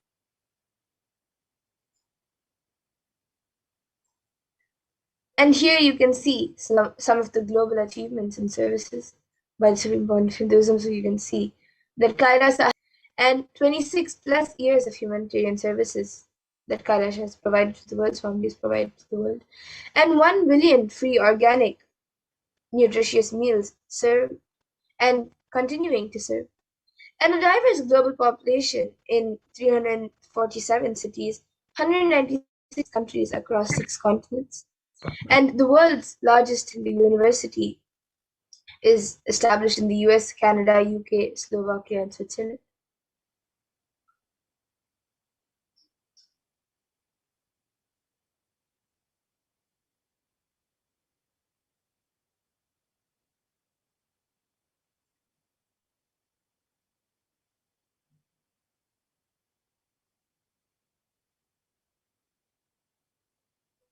And Kailasa is the world's greatest digital donation with over 1 billion views. And you can connect with us on various social media platforms, including Twitter, Facebook, Instagram, YouTube, and many more. And you can also visit our websites, kailasa.org, nithyananda.org, Nithyananda Hindu University.org, Kailasa TV, Nithyananda TV. And of course, you can always download the Enlighten app and constantly stay in the space of enlightenment and the teachings of the Supreme Pontificate of Buddhism. And despite being chased out of India, the Supreme Pontificate of Buddhism has continuously been protecting people during this Pralayā, during this time when so much of destruction, so much of suffering is going on, whether it's with the Paramashivoham program or all the various Kailasa enlightenment ecosystems created for the sake of creating this environment where people can be experiencing the teachings of Hinduism. And if you would like to sign up for any of these opportunities, any of these programs, initiatives created by the Supreme Pontificate of Buddhism, you can visit kailasa.org and become an e-Kailashian today. You can sign up for the Paramashivoham program, the 60-day program, which has been going on non-stop since the beginning of this Pralayā, since the beginning of this pandemic. In order to protect humanity, you can visit paramashivoham.org, sign up today. And the Supreme Pontificate of Buddhism has been continuously, tirelessly working, has enriched over 1 billion worldwide. And if you would like to also become an e-citizen, you can visit kailasa.org. With this, we will be concluding this portion of the program, and we will be entering into the next segment, where we will be understanding some of the various offerings that we can make to Devi Parashakti and how we can connect with Devi Parashakti through these various offerings.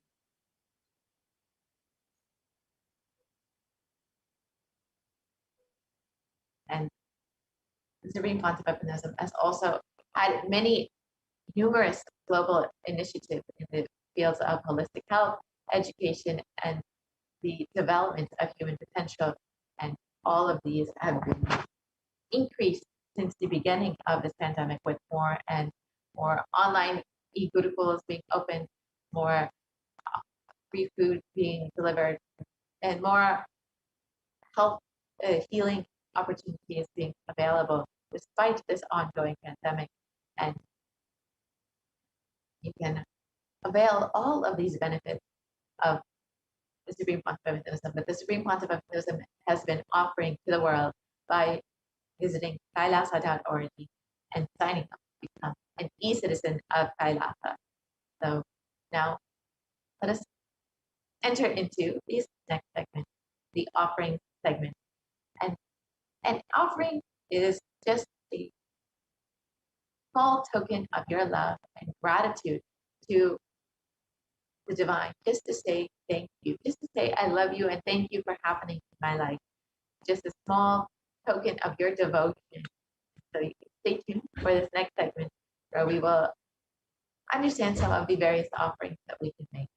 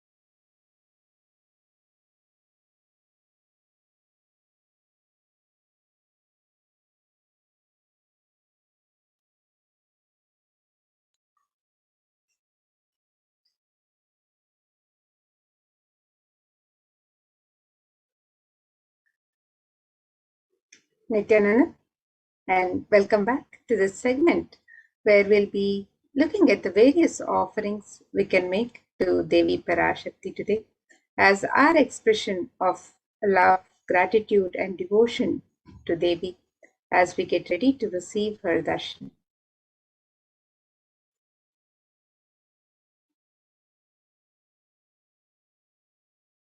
In the Hindu tradition, the offering is a pure gift of love, devotion, and oneness. And it is the tradition to make any offering, any token offering that we would wish to offer to the divine when we have the darshan of the divine, when we go to a temple or when we receive the darshan of Guru.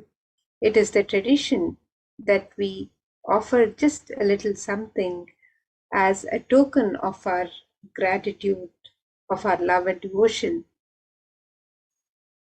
just to express our sacred sentiments. So it is a pure expression of the sacred sentiments of the disciple, of the devotee for the divine. And the offerings are not made out of fear or greed. And when an avatar lands, the offerings are purely a part of the grand Leela played out only for the purpose of enlightenment.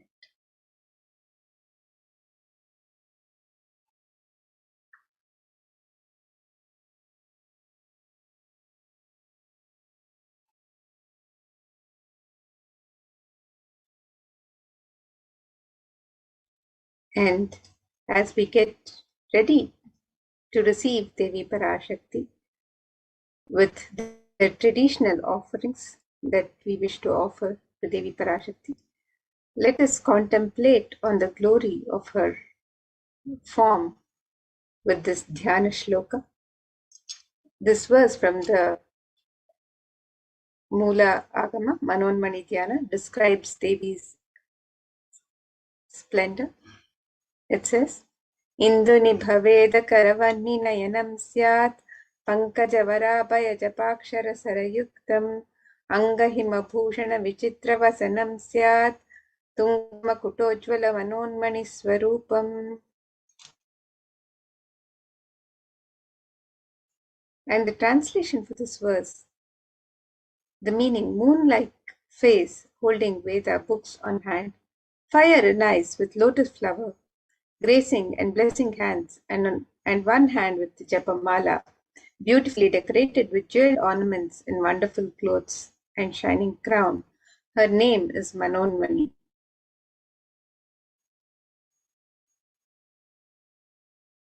And another verse from the Mulagama Manonmani Dhyana further describes, Dhyayet devim trinetraam shastam dadhanam savye padmam varadamapare chapayam chakshamalam divyair abharanair vibhushita tanum brahmadibhi pujitam devi meva manonmanim pratidinam kamarthadatrim shubham. And the translation for this verse, I meditate with 3 eyes, glowing like a moon and holding the Veda, lotus and gracing with blessing and gracing hands. She is wearing beautiful ornaments. She is worshipped by Brahma and other many gods and showers auspicious boons for all actions every day.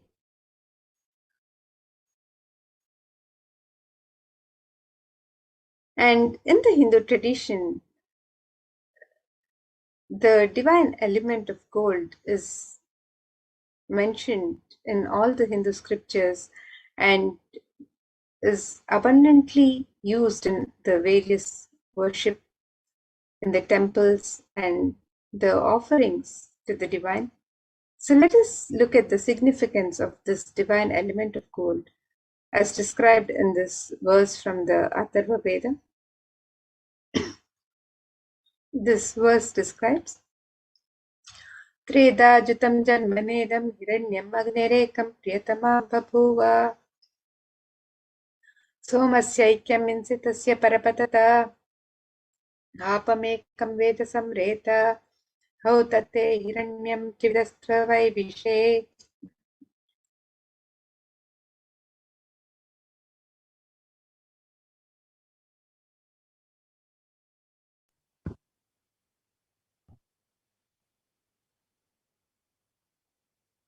The translation for this verse: triply born by birth is this gold. From the atoms of Agni, it becomes dearest to Agni.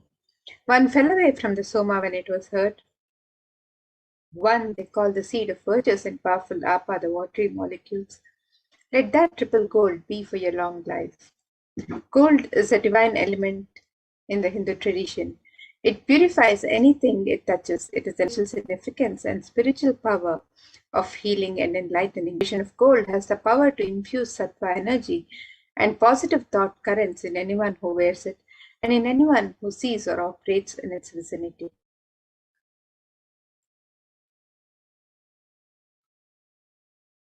Gold is present in all the scriptures in the Agamas, Vedas, Shrutis, Smritis, Itihasas, and Puranas. In all the Hindu scriptures, it is abundantly displayed that gold is the most auspicious and purest metal which purifies our being. In the Hindu civilization, everything was built in gold, exchanged in gold. Ritual fees were offered in gold bricks.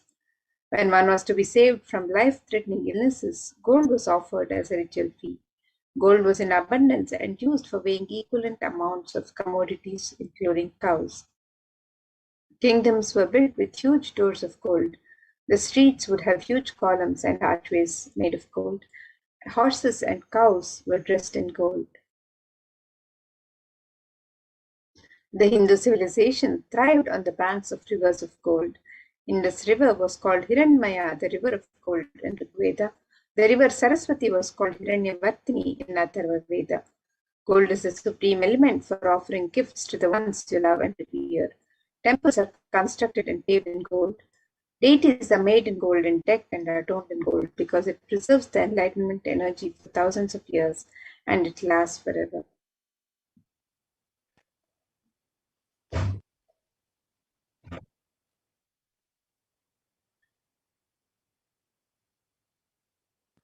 The first offering that we have is the E-Hundi offering. This is just a general donation like you would make in any temple that you might visit. You might just offer a few dollars in the Hundi just as an offering of your love and gratitude to the divine. And now Kailasa has made this very simple for you by making it available online through the E-Hundi offering. You can offer your love and devotion to Devi Parashakti. And it is stated in this verse that Devi is fond of true devotion and she is realized through true devotion. She can be won over through true devotion and she removes all fears.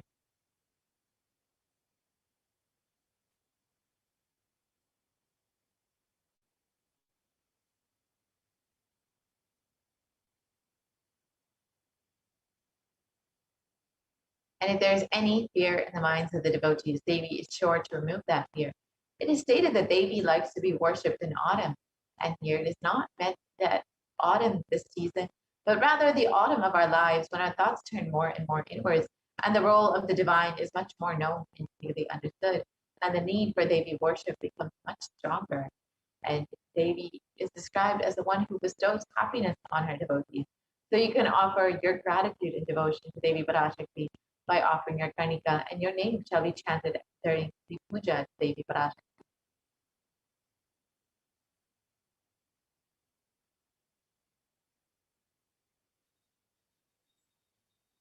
And the next offering is the offering of the Sankalpa chanting, the conscious resolution. And this verse from Devi Mahatmyam, chapter 12, verse 34, describes that the goddess enchants this universe and she herself gives birth to this universe. That goddess, with just in anything, gives the knowledge that leads to salvation and gives wealth in the materialistic sense. Offering of the conscious resolution blesses the person offering with the fruition of all desires and wishes that he is yearning for. So you can make the offering of the Sankalpa chanting to Devi Parashakti today.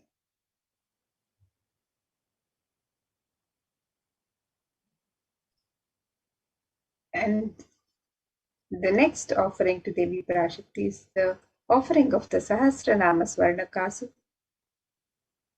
In the Lalita Sahasranama, Devi is described as Nama Parayana Prita, she who likes the repetition of her various names. And this offering of the Sahasranama Swarnakasu is a very special and unique archana offered to the Mahameru of Devi Parashakti.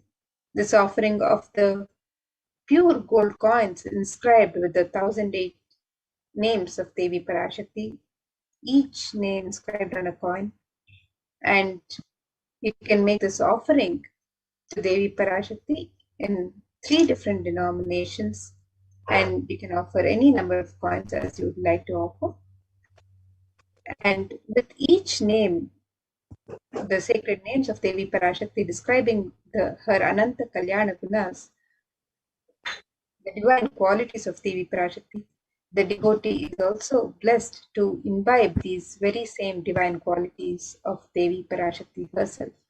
So you can make this offering of the Sahasranama Swarnakasu, the pure gold coin inscribed with a sacred name of Devi Parashakti from her 1008 names.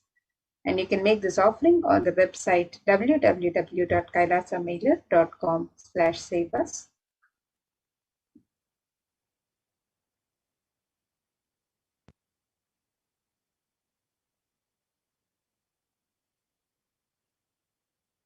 The next offering is the Mukta Anguti, the finger ring with a pearl.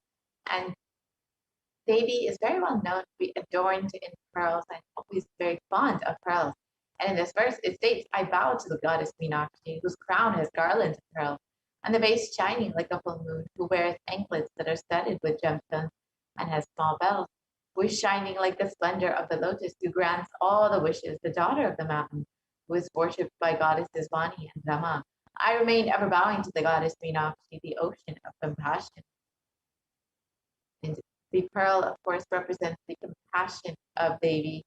And when you offer the finger ring with a pearl, you will be blessed with Devi's overflowing compassion and love in all of your business endeavors.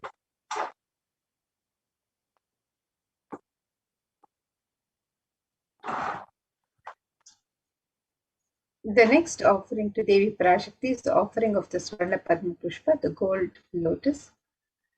This verse from the Kamika Agama describes the significance of the gold lotus in the worship. This verse says, Ashtavidyeshwaropeta kumbha varna samyutam sarve sasutra vastradhya hema pankaja bhushitaha sapidhanascha kurachascha pakva bilva palaprabha snapanadhyaya samsiddha praha. The translation for this verse, it says, all the kalashas should be wound around with a suitable thread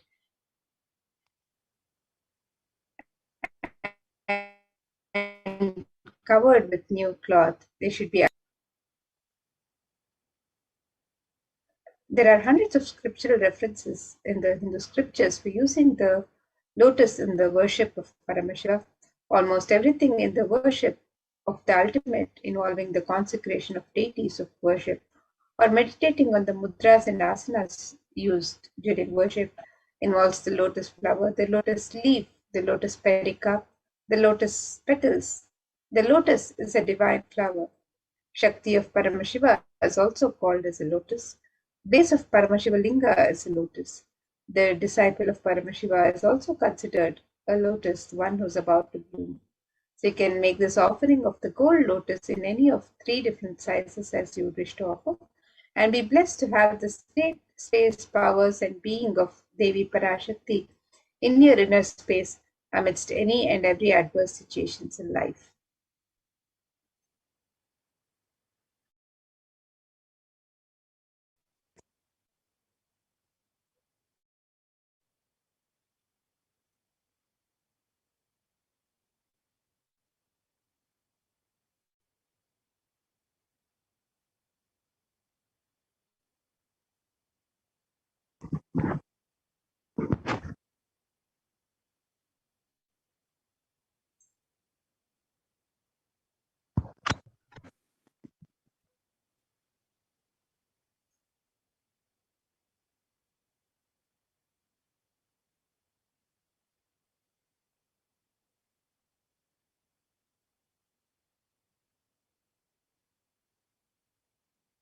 Next offering is the Swaranamaki, the gold toe ring.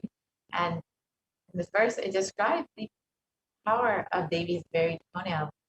it describes you whose brightness in the toenails destroys the darkness of ignorance from the minds of your devotees who prostrate at your feet.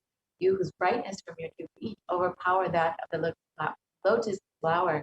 So you can see from this verse how powerful just the very toenails of Devi Parashakti are. When you offer this Varnamit to Devi Parashakti, you will be in constant gratitude for receiving the blessings in even the most difficult aspects of your life.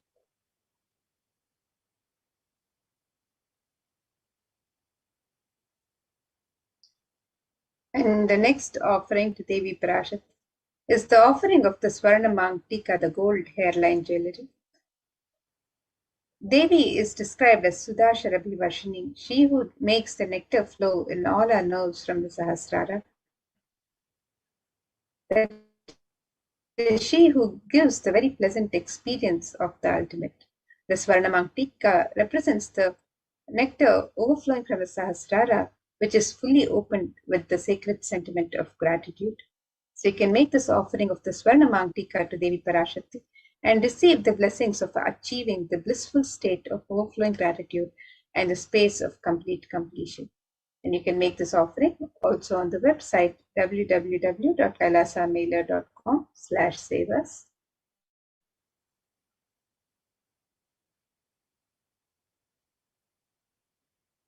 Next offering that we have is the Pratiksha Pada Puja, the most favorite offering of all the devotees and disciples of Paramashivoham, who is manifesting Devi Parashakti for each and every one of you.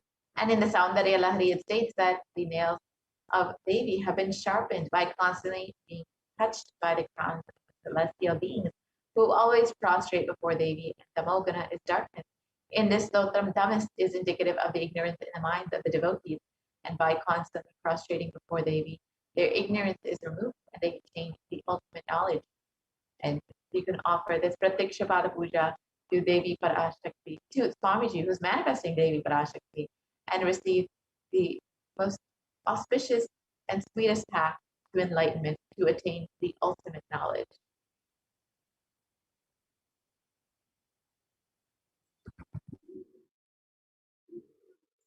And the next offering to Devi Parashakti is the offering of the Vastra Seva.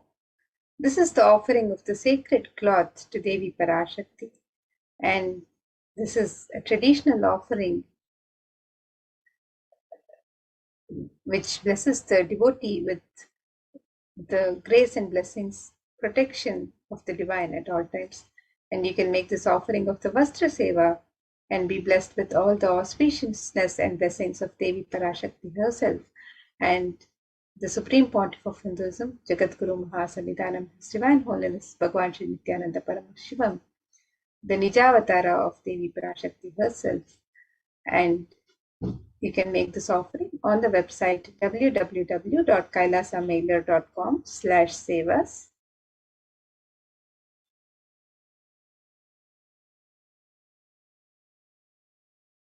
So here you can see a summary of the various offerings that we can make to Devi Parashakti. The e-hundi offering can be made in any amount and in multiple currencies. The Sankalpa chanting, the conscious resolution, can be made on the website also. The Devi Sahasranama Kasu, which is the pure gold coins, each coin inscribed with one of the 1,008 sacred names of Devi Parashakti. This offering can be made in 3 different denominations, and you can also offer any number of coins as you would like to offer. You can make the offering of the Mukta Anguti, the gold finger ring embedded with pearl, and this offering can also be made in 3 different sizes. The Swarna Padma Pushpa, the gold lotus flower, which can also be offered in 3 different sizes on the website. The Swarna Metti, the gold toe ring, lotus feet of Devi Parashakti, and the Swarna Mangtika, the gold hairline jewelry. And these are the different ornaments that can be offered to Devi Parashakti, the traditional ornaments. You can also make the traditional offerings of the sevas on the website. You can offer the Pratyaksha Pada Puja, which is the ritualistic offering of gratitude from disciple to Guru. And you can offer the Vastra Seva, the offering of the sacred cloth. So all of these offerings can be made on the website www.kailasamailer.com/sevas.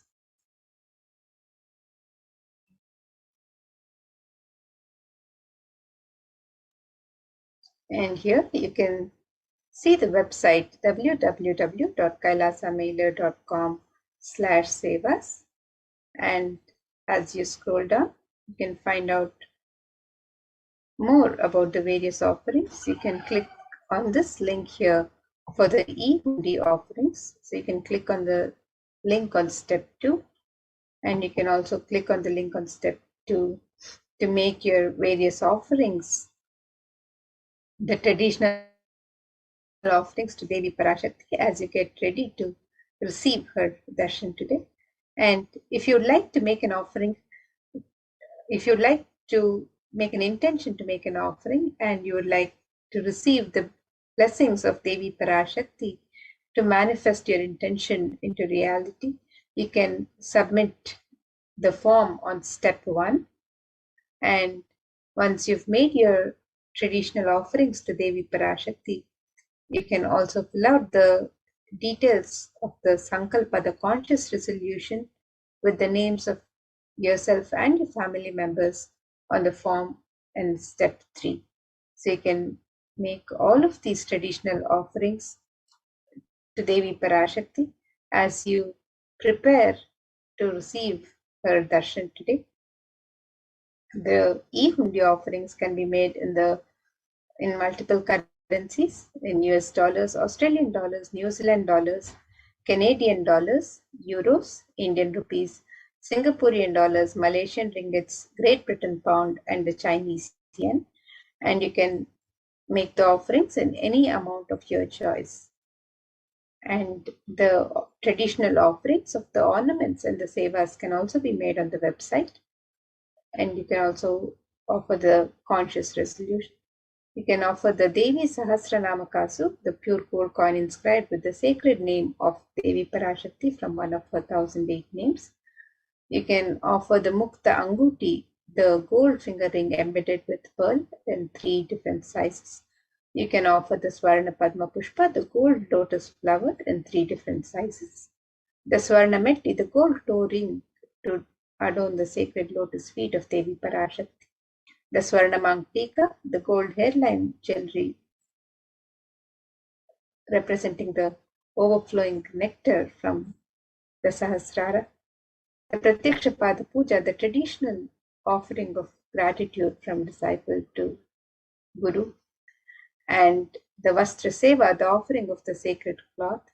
You can make all of these traditional offerings of ornaments and sevas on the website www.kailasamailer.com/sevas.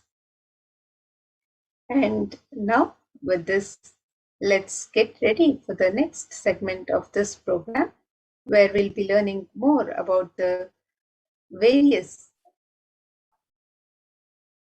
facilities being made available, well-being of humanity as guided by the Supreme Pontiff of Hinduism himself through the various spiritual de facto embassies of Kailasa.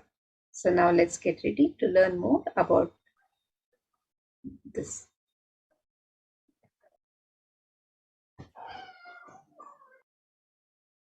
Thank you, Mamrita. Nithyanandam, everyone. Welcome back to this segment of the Kailasa's de facto spiritual embassies and Kailasa's contribution, the Supreme Pontiff of Hinduism's contributions. With the blessings of the Supreme Pontiff of Hinduism, Jagat Guru Mahasannidhanam, His Divine Holiness Bhagwan Nithyananda Paramashivan's blessings. Let's start with the Sadguru Vandanam. Nithyanandam Paramasugadam Kevalam Jnanamurtim Dvandvatitam Gagana Sadusham Tattvamasyaadilaksham Ekam Nityam Vimalamachalam Sarvadi Sakshibhutam Bhavatitam Trigunarahitam Sadgurum Tam Namami.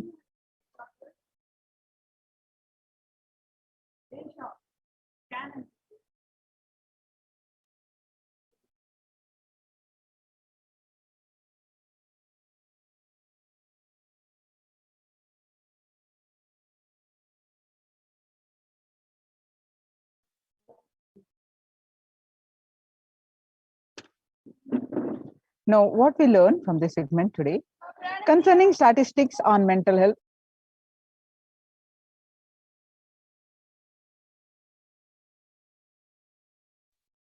Concerning statistics on mental health and global peace across the world due to COVID-19.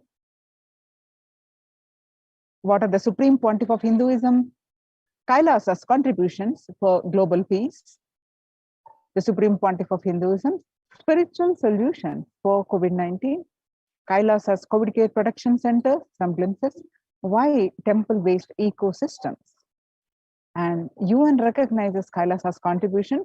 Join Kailasa's COVID protection centers.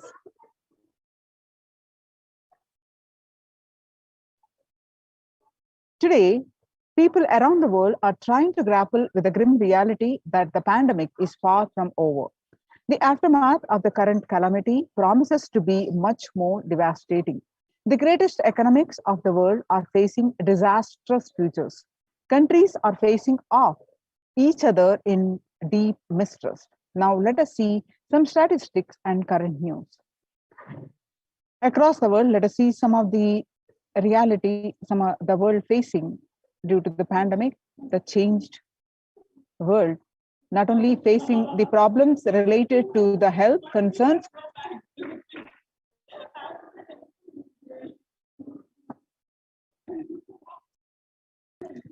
Australia reported a new record number of coronavirus cases recently when the country continues to battle the third wave of COVID-19 infections.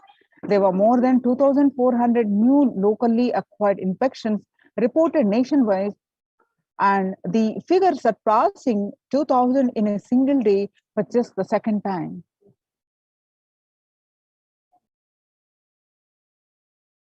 The World Health Organization makes big statement about Delta variant. The World Health Organization recently said that the Delta variant of coronavirus has elbowed out all the three other COVID-19 variants of concern that now represents a tiny fraction of the samples which are being sequenced. Less than 1% of alpha, beta, and gamma are currently circulating. It's really predominantly Delta around the world, said World Health Organization's technical lead on COVID-19, Maria Van Kerkhove. The Delta variant, which was first detected in India last year, has become more fit and it is more transmittable and it is outcompeting. It is replacing the other viruses that are circulating. She said that added to the variant has been detected in more than 185 countries till date. The coronavirus pandemic has now killed more Americans than the 1918 to 19 influenza pandemic did. The influenza pandemic in 1918 to 19 infected about 25% of Americans and killed an estimated 0.65% with 675,000 deaths. COVID-19 has infected more than 12% of Americans and killed about 0.2% with 676,000 deaths. Now that the US death toll from COVID-19 has surpassed 676,000, the coronavirus pandemic has killed more Americans than the 1918 to 19 influenza. Axios and the Associated Press both reported the grim milestone on Monday. The COVID-19 now officially US deadliest pandemic as death toll crosses that of the 1918 to 19 flu. People infected with alpha variant exhale 100 times more virus into the air than the original COVID-19 strain.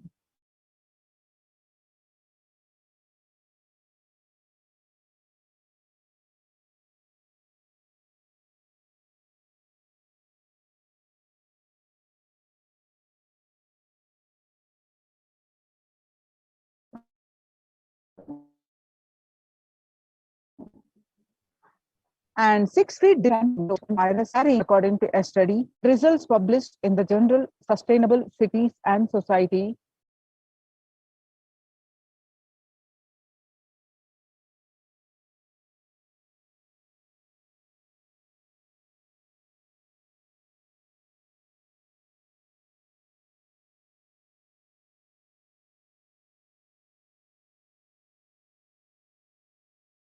Parashakti for the technical glitch.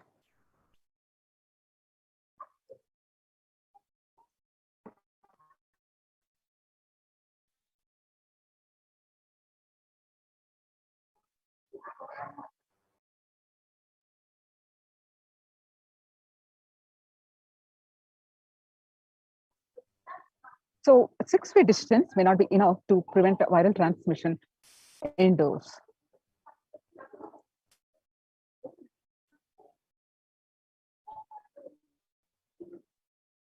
COVID-19 Delta variant still most concerning, says the World Health Organization experts.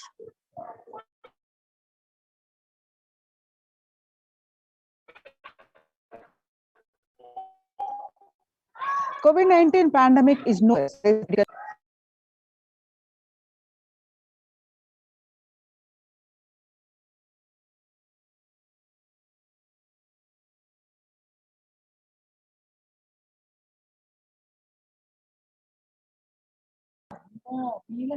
He said, right now we are still in pandemic mode because we have 160,000 new infections a day. That is not even modestly in good control. In an interview with Axios, the US has reported 40 million cases of COVID-19 since the outbreak of the virus, with over 4 million infections adding up in the past few weeks. The increase in COVID cases comes as the US administration earlier this month announced that it is planning to provide booster shots of vaccine as the Delta variant has become dominant in the nation and is wreaking havoc. The surge in the Delta variant is driven by the low vaccination coverage in many communities across the US, according to the US Center for Disease Control and Prevention. In a country of around and having 100,000 infections a day, you've got to get well below 10,000 before you start feeling comfortable, Mr. Fauci added.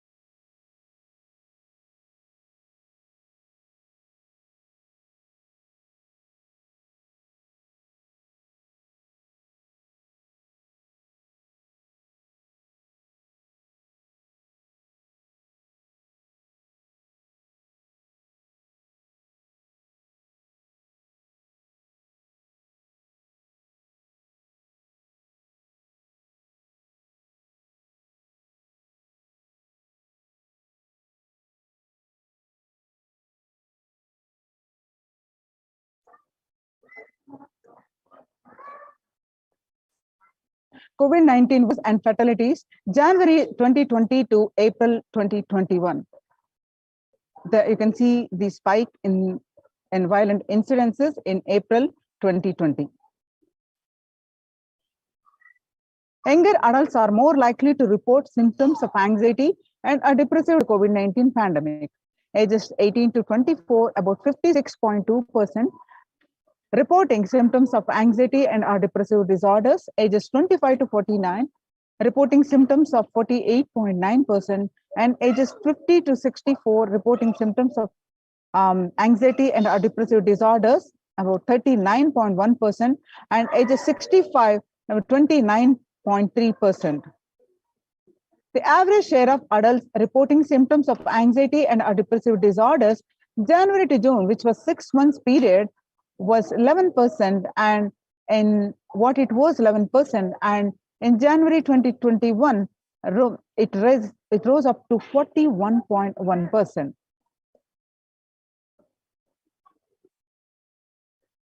And you can see some more statistics reporting the same, that the younger adults are reporting more of anxiety and a depressive disorder during the COVID-19 pandemic. The stress in America 2020, a national mental health crisis. COVID-19 is a significant stressor for most Americans. Nearly 8 in 10, about 78% say the coronavirus pandemic is a significant source of stress in their life. And nearly 7 in 10, which is 67%, say they have experienced increased stress over the course of the pandemic. More than 60,000 US healthcare workers have contracted COVID-19, 300 have died. Of the health workers who treated patients during the China's COVID-19 outbreak, 50% showed signs of depression and 45% showed signs of anxiety. Self-reported mental health among pregnant women, new mothers.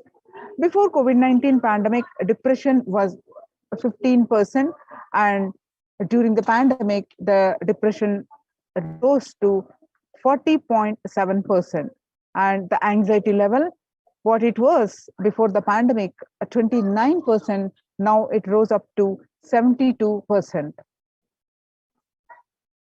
Living under stay-at-home orders, 8 in 10 students are struggling with focus on school or work and avoiding distractions. 50% of all students do not know where to go for help for their mental health.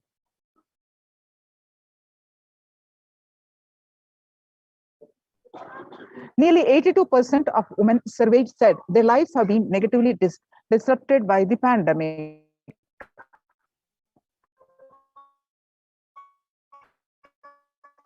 Nearly 70% to their career growth. The World Bank, the global economic outlook during the COVID-19 pandemic, per capita income contracting larger fraction of countries globally since 18 in consensus projections among all global recessions since 19. COVID-19 is a threat to peace building in conflict-affected nations. COVID-19 crisis has worsened already fragile situations. The ILO is more aware than ever of its responsibility to promote peace and resilience in the time of this global pandemic. In India, the Mumbai mayor says the third wave is already here. The city mayor has said that the third wave of COVID is already upon Mumbai, pointing to a sudden spike in cases. The third wave of COVID-19 is not coming, it is already here, said the Kishori Padnekar, adding that an announcement regarding the matter has already been made in Nagpur. Speaking of the coming festival season in Maharashtra, the mayor urged people to remain in their homes under asked to allow only breakthrough infections found in 25% health staff. A little over 25% of healthcare workers were infected with coronavirus despite getting fully vaccinated. A recent study has revealed, giving an insight on the breakthrough infections due to the Delta variant. The study, jointly conducted by the Institute of Genomics and Integrative Biology and Maximum Hospitals in Delhi NCR, found that the vaccination breakthroughs were far more common during the Delta outbreak in Delhi than previously reported.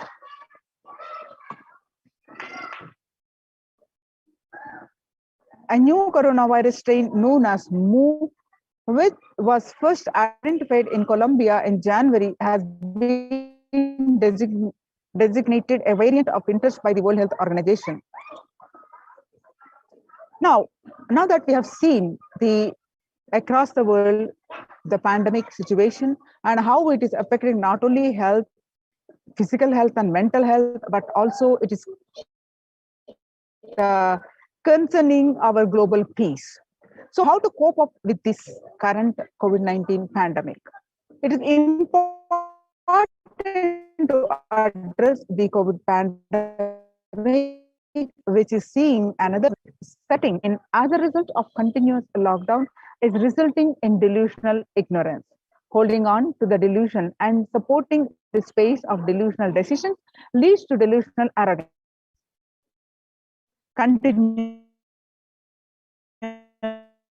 lockdown leads to delusional thoughts. I can't live forever in this lockdown, going out and then exposing oneself and putting the risk on yourself and others with irresponsibility and insensitivity in the delusional arrogance. How to cope up with the current COVID-19 pandemic?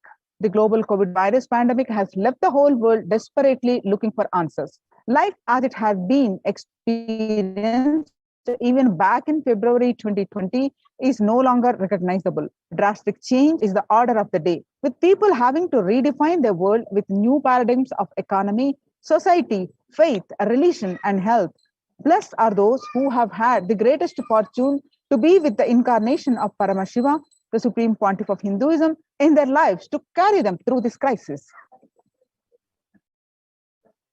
If you are in India, consider joining the COVID care protection centers across India, Kailasa's de facto spiritual embassies, which are multi-layered quarantine facilities.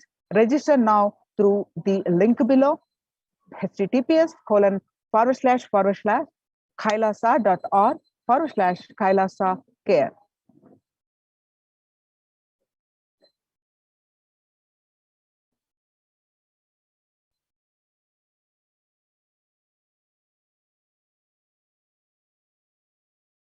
Making peace with nature. Development goals. If we start now, making peace with the nature is possible. Even amid pandemic, 2021 can go down as the year we made peace with the nature and set the planet to healing. Our environmental, social, economic challenges are interlinked. They must be tackled together. For example, we cannot achieve the sustainable developmental goals, including ending poverty by 2030, if climate change and ecosystem collapse are undermining food and water supplies in the world's poorest countries. We have no choice but to transform our economics and societies by valuing nature and putting its health at the heart of all our decisions. Now let's watch a small clip on making peace with nature.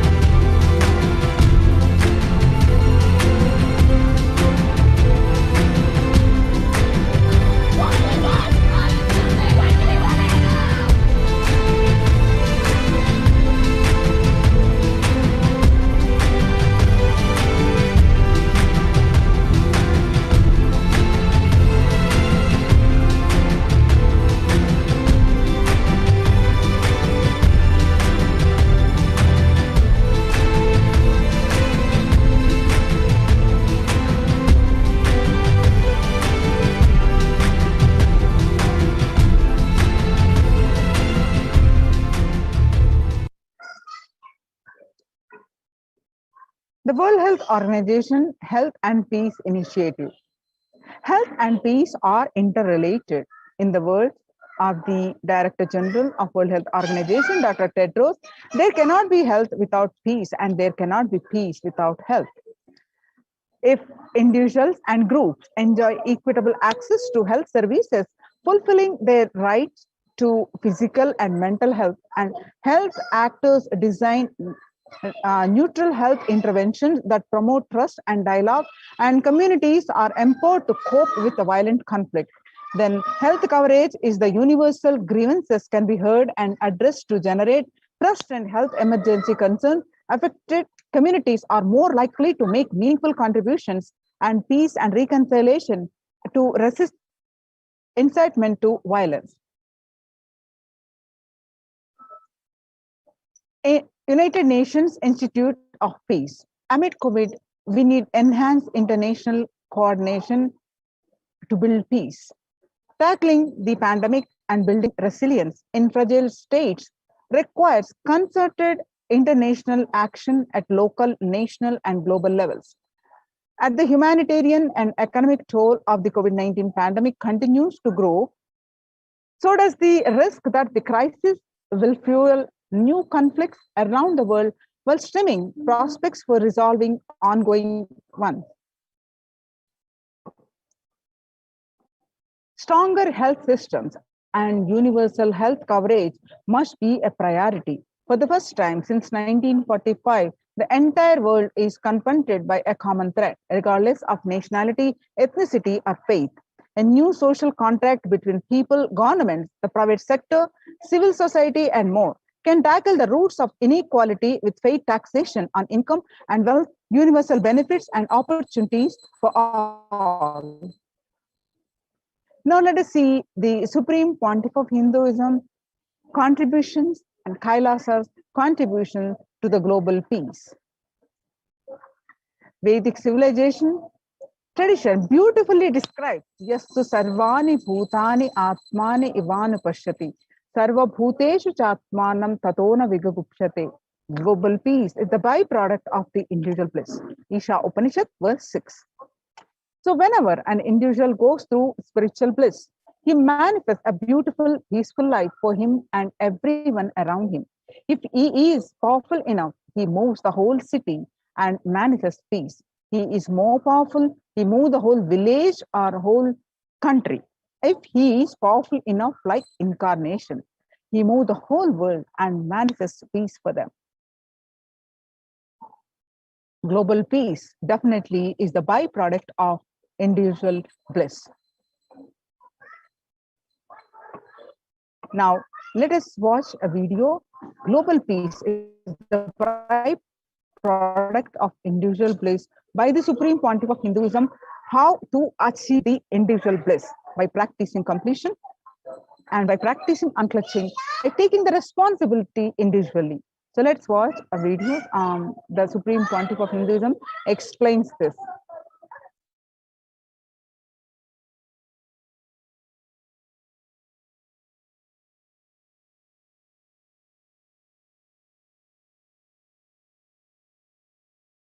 Are carrying, and the consciousness embodied in many bodies. Please understand, the more deeper you go inside you, means more deeper space you go inside you, more expanded you become, more one with everything, more oneness you experience. Because the more deeper you go, the more you experience the unified field of consciousness. Various words are used.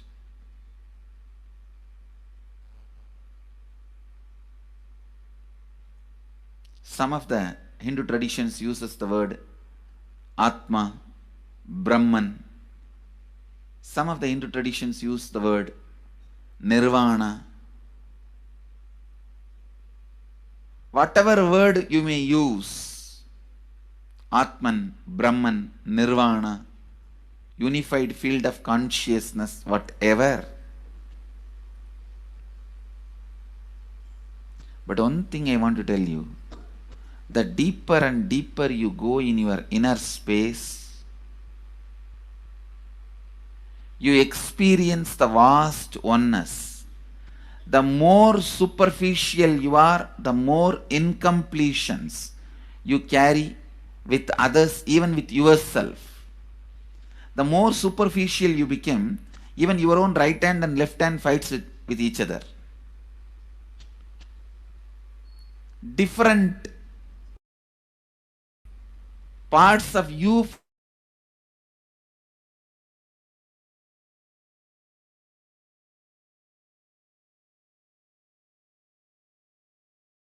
fights. The more deeper you start traveling, first you get integrated. The you fighting with you stops. then the people around you get integrated. They fighting with you stops. Completion with yourself, then completion with others, then comes completion with other things, not just living beings, even with inanimate beings. The completion starts happening. Even with a nature, completion starts happening. Please understand, the more deeper you travel, the more deeper you go, the more deeper you settle down, the more deeper you start living. Your cognition expands. Your cognition includes. Your cognition becomes more and more inclusive. More joy, more bliss, more knowledge.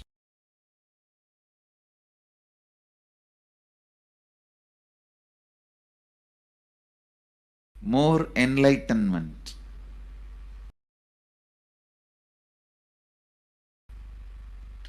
Please understand. You feels complete with you.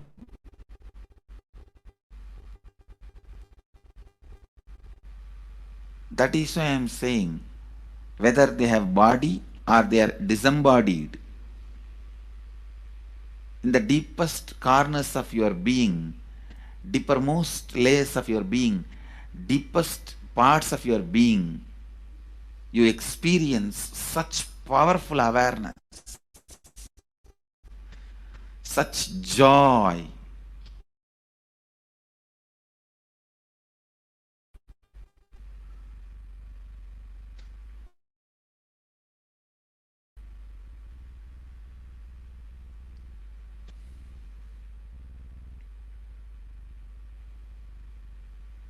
Going into the deepermost corners of your being, not only joy, it's a power.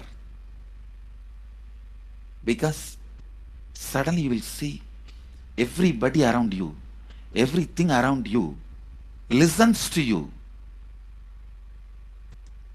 It really becomes a vibrant power where the tendency to exploit is not there. Listen, that's a very important thing. Power without the tendency to exploit. Because as long as you feel the other person is separate from you, when you get the power, it will always be used for exploiting. Because the other person is separate from you, then naturally what you will feel? Let me suck all the possible energy, intelligence, time, talent, treasure.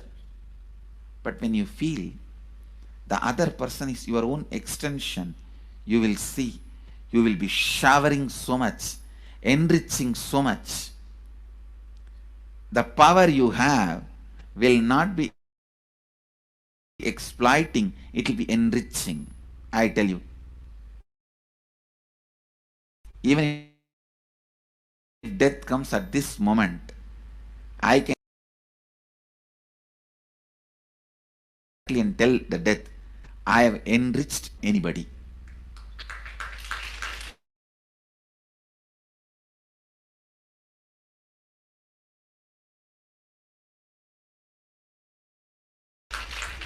I have given to everyone more than what I received from them. Come on, let's go. My accounts is clear. I don't have debt. No credit card money to be paid, loans to be paid, no debit card, no credit card. My accounts is clear. Understand, when you feel everyone is your extension, the power given to you, the power you gain, see, any living is power. Powerful way. Even in that, you will become powerful. So any lifestyle you choose, you will get.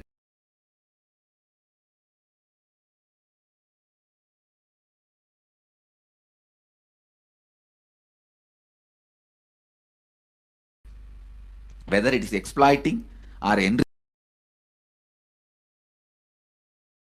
whatever lifestyle you choose,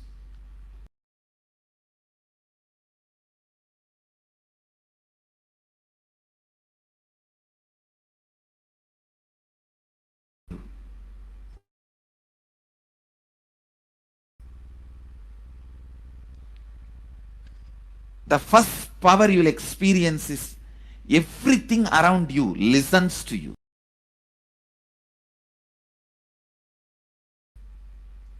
That power will simply make you enrich everyone.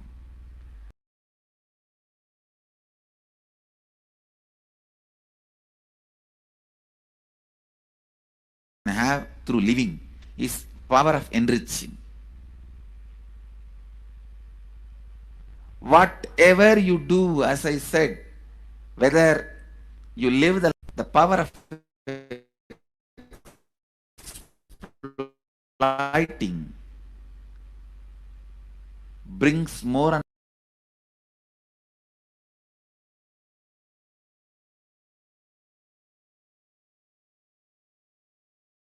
more.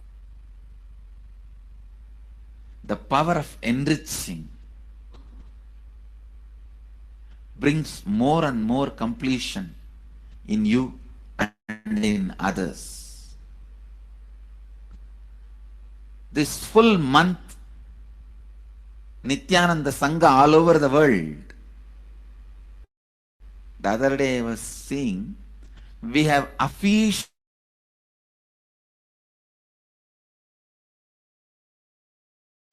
presence in more than 50 countries.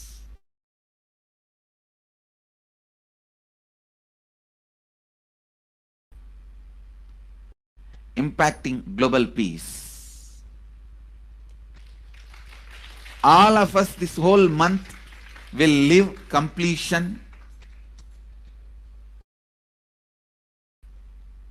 and do samskara dahana kriya, means burning the patterns which separates us from others, burning the patterns which are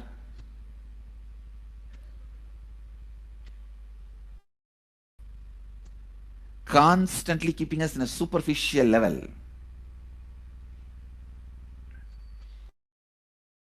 All over the world, we will be doing samskara dahana kriya, burning our patterns and leading us to more and more completion.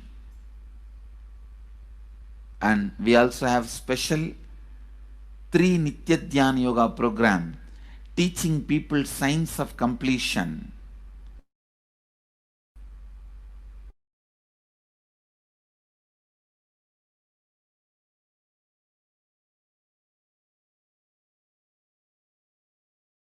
And facilitating samskara dahana kriya.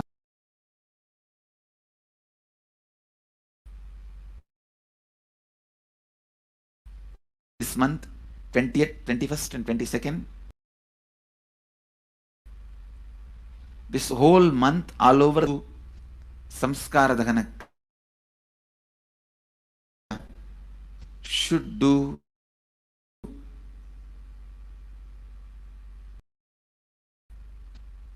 the practice of burning all the incompletions and patterns which leads to conflicts, bringing more and more peace inside us and outside us.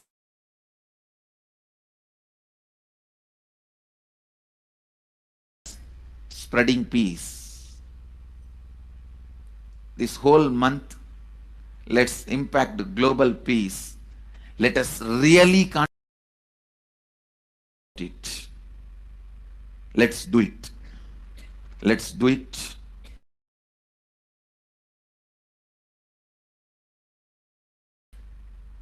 Not just talking about it. Let's do it.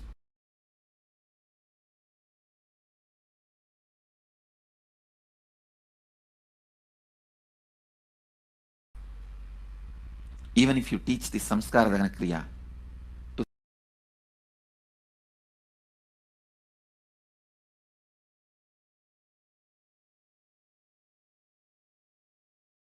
each area, each place where negative waves, negative vibes reduction,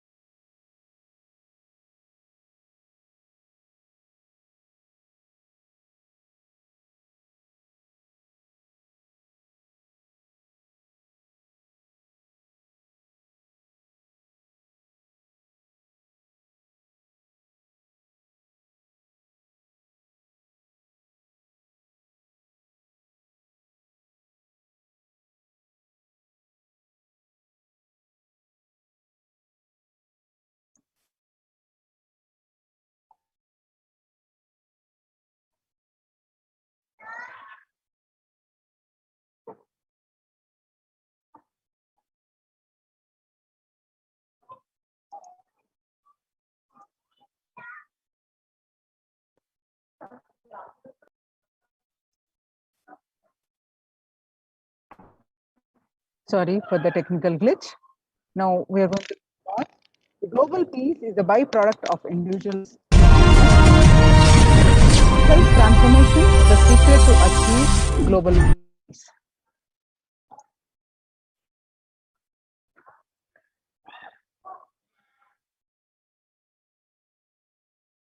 Social answer means I'll tell, oh, you should all work for global peace.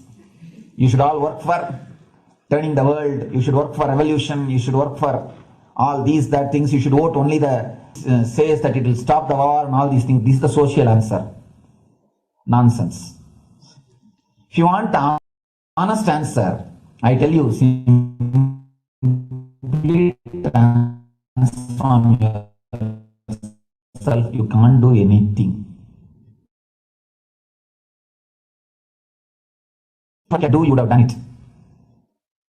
Be honest. If you can do, you would have done it. You are raising this question because you are not able to do. Am I right? So let us be very clear. Let us be honest. We are not able to do socially. That's the truth.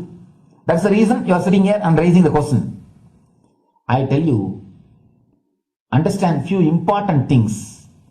There are a lot more attached to this question. There are many things which is attached to this question.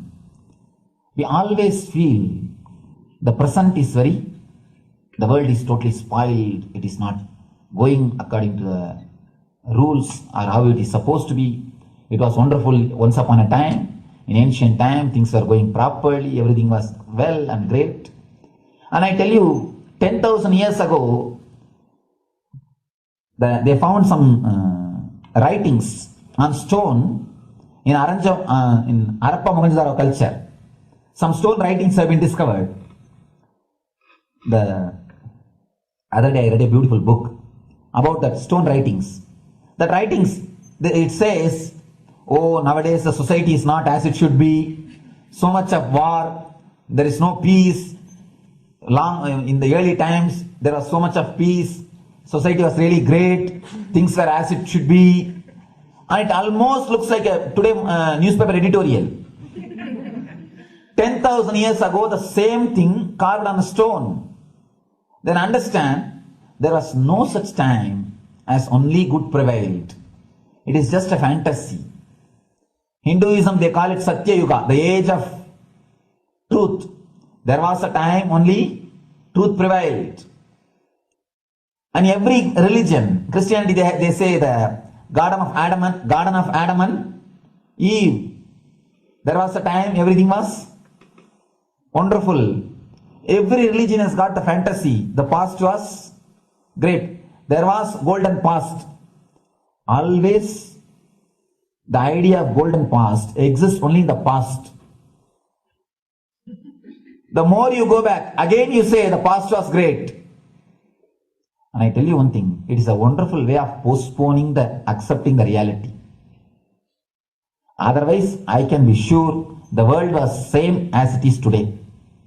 Whether it is 5,000 years ago or 10,000 years ago. Maybe one thing, there was no CNN channel that time. So the news did not reach you so quickly. That's all. The news did not reach you so quickly. That may be the only difference. But otherwise, I can be sure the good and the bad was equal. Good and the bad was equal. The same amount of wars were there. All the other things were there. You read the Puranas, the mythological stories of India, you see enough of things. Enough of dirty things. I think sometimes I find a little more.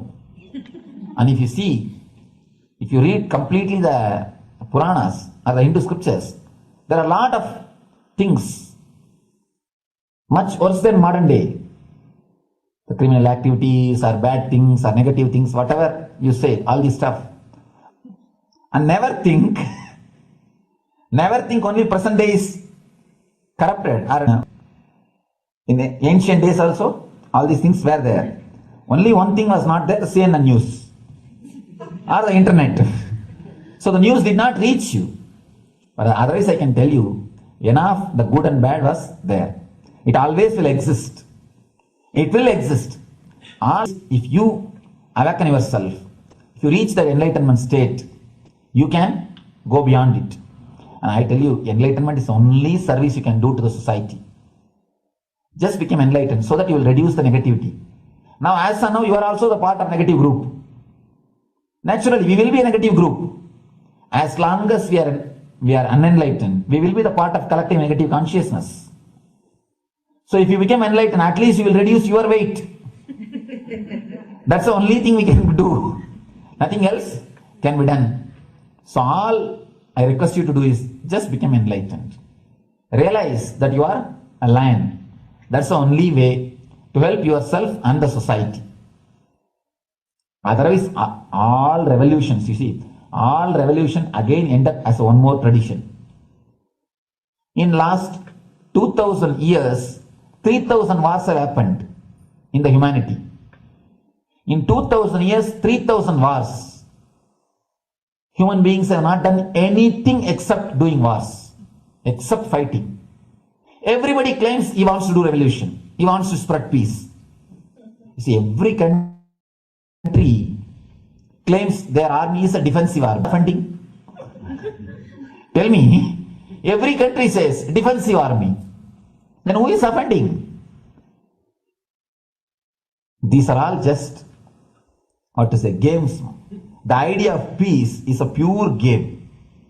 Everybody wants to spread the peace according to them, not according to the other person.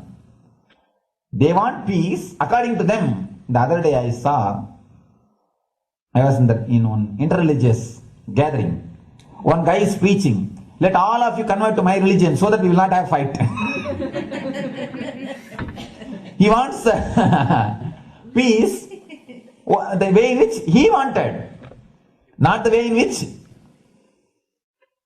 And there's a beautiful saying, the sword of Muhammad, it is written, peace alone should survive, something like that. He has written some statement about the peace on the sword. We all take sword to spread the peace. So no revolution is going to help, because in the last 2000 years, 3000 revolutions have happened, but still world is same, I think much worse.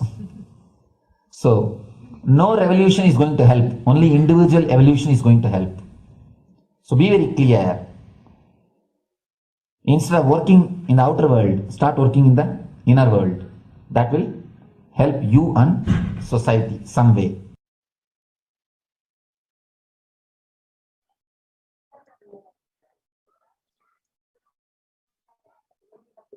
Social. Now, the Supreme Pontiff of Hinduism, shares about Sri Kailas is all about peace-based powerfulness.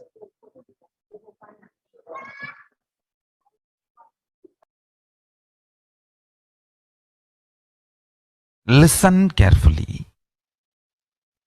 The space of Shanti, the space of Shanti is where Kailasa grows. Listen carefully. It is in the deep powerfulness of peace, or peace-centered powerfulness is the ground, breeding ground for Paramashiva to manifest. Please understand. Like how pure mirror reflects everything, pure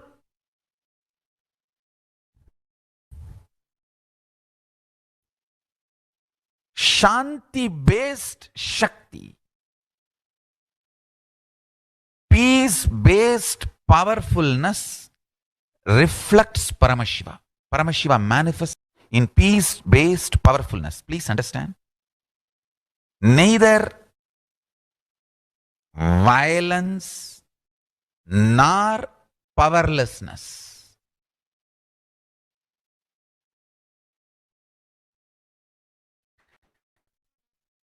Powerlessness is weakness.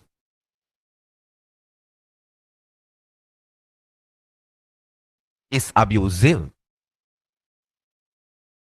Peace-centered powerfulness. Powerfulness-centered peace. All the Upanishads starts with peace, completes with peace. Shanti mantra. Starts with Shanti mantra, gets completed with Shanti mantra. Peace-based powerfulness is a fundamental requirement for Paramashivatva to manifest. That is why people who don't want us to manifest Paramashivatva or power manifestation do not want to allow the peace in our life, or do not want peace in our campus. Understand? But only if you are peaceful, which cannot be shaken even by the demons and devils and rakshasas, we can be in eternal peace. So, remember this very clearly.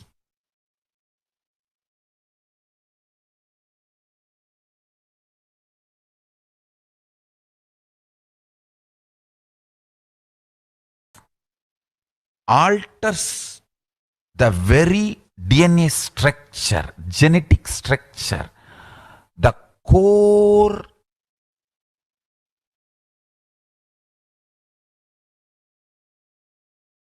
Anu Mahat structure. Understand? Anoraniyan Mahato Mahiyan. The consciousness in you is atom inside the atom, Mahat, more than Mahat. That Anoraniyan Mahato Mahiyan. That consciousness starts growing in you with more and more peace-based powerfulness developing in you. Nothing can be compared to unclutching. Spend more and more time, energy in unclutching. It will never be wasted. Time spent on unclutching is the most productive time for you in your life, because unclutching completely makes you altogether a different material. Understand? It makes your very biomemory, muscle memory, core structure, molecular structure, genetic structure, DNA structure, everything all the 8 energy flow circuits, 7 energy flows, 1 the pure conscious explosion. So totally 8 energy flow circuits exist in you. All the 8 explodes when you unclutch. Understand? Unclutching is the space of Sri Kailasa. Listen carefully. Listen. Now, the Supreme Pontiff of Hinduism says every prayer in Hinduism ends with peace and begins with the peace, and every Hindu has to take the responsibility for this, for the global peace. Every chanting, every prayer in Hinduism ends with Shanti, Shanti, Shanti 3 times. Means peace, peace, peace. Hinduism is the real religion. Loving peace, living peace. Individual level, social level, global level. Understand? Hinduism lasts all its 56 nations, 200 states, 10,000 kingdoms, samsthanas, is not a loss to Hinduism, it is a loss to planet Earth, human beings.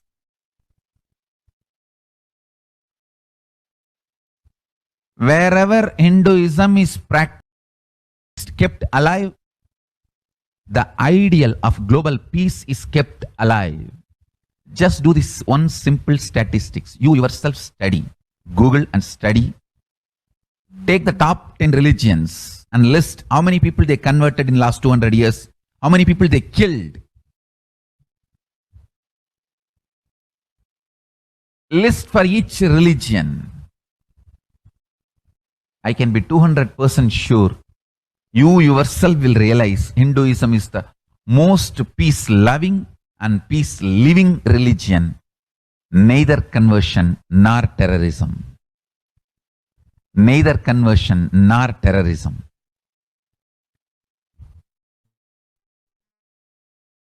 Being the Supreme Pontiff of the most peace-loving, peace-living religion, I give you all my blessings on this International Peace Day. Understand? It is we Hindus need to keep the global peace as a living possibility, and we need to make this global peace as a reality. Just talking about global peace will not work. Working for global peace only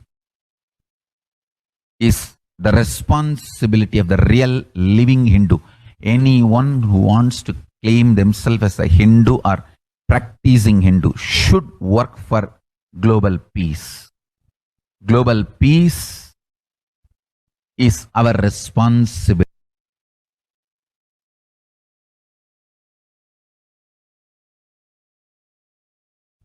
Every chanting, every prayer,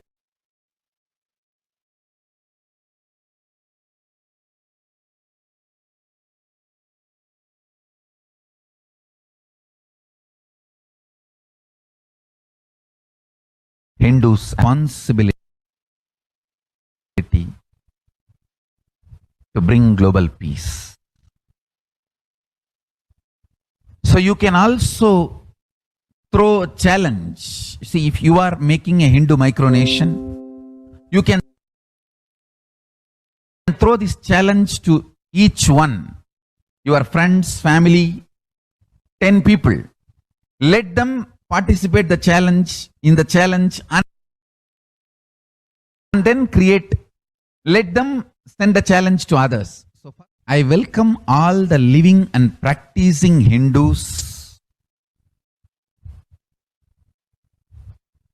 to become founding fathers of Kailasa micronation in your countries. You can also, like how they made ice bucket challenge and all that. We can make a challenge. You form Hindu micronation and claim, I am the founding father of the Hindu micronation Kailasa.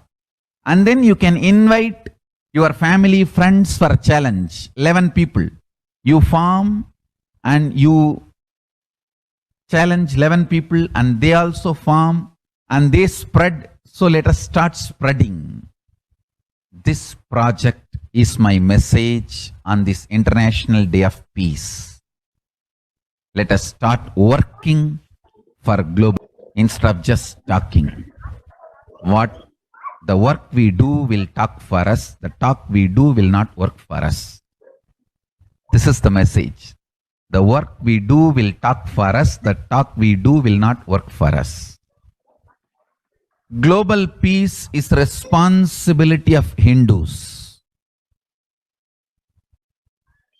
We living, practicing Hindus, not only we should achieve the individual peace through unclutching, yoga, meditation, we should also create an ecosystem where the global peace starts manifesting. This Kailasa Hindu micronation is the enlightenment ecosystem. I request every living practicing Hindu to manifest, do it. So the global peace can manifest Kailasa Hindu micronations all over the world.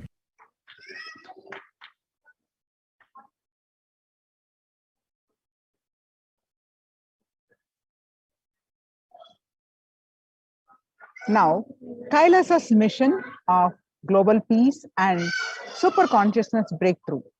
The sovereign order of Kailasa, led by the Supreme Pontiff of Hinduism and Nithyananda order of monks, nuns, and Hindu diaspora, are working for global peace and to give a super consciousness breakthrough to humanity. It is the Supreme Pontiff of Hinduism's mission to revive a conscious world where the global issues at the climate, economic, social, health, and humanitarian levels cease to exist from their very root, turning the problems of poverty, hunger, violence, discrimination into powerful living through the experience of oneness. The Supreme Pontiff of Hinduism has been working from the very grassroots levels to usher in an era of peace at all levels, individual, societal, national, and global. His deep insights into the workings of the human mind, body, emotions have enabled him to powerfully and directly address various social and emotional problems facing humanity today. Some of the ways the Supreme Pontiff of Hinduism provides spiritual solutions to combat pandemic and other issues.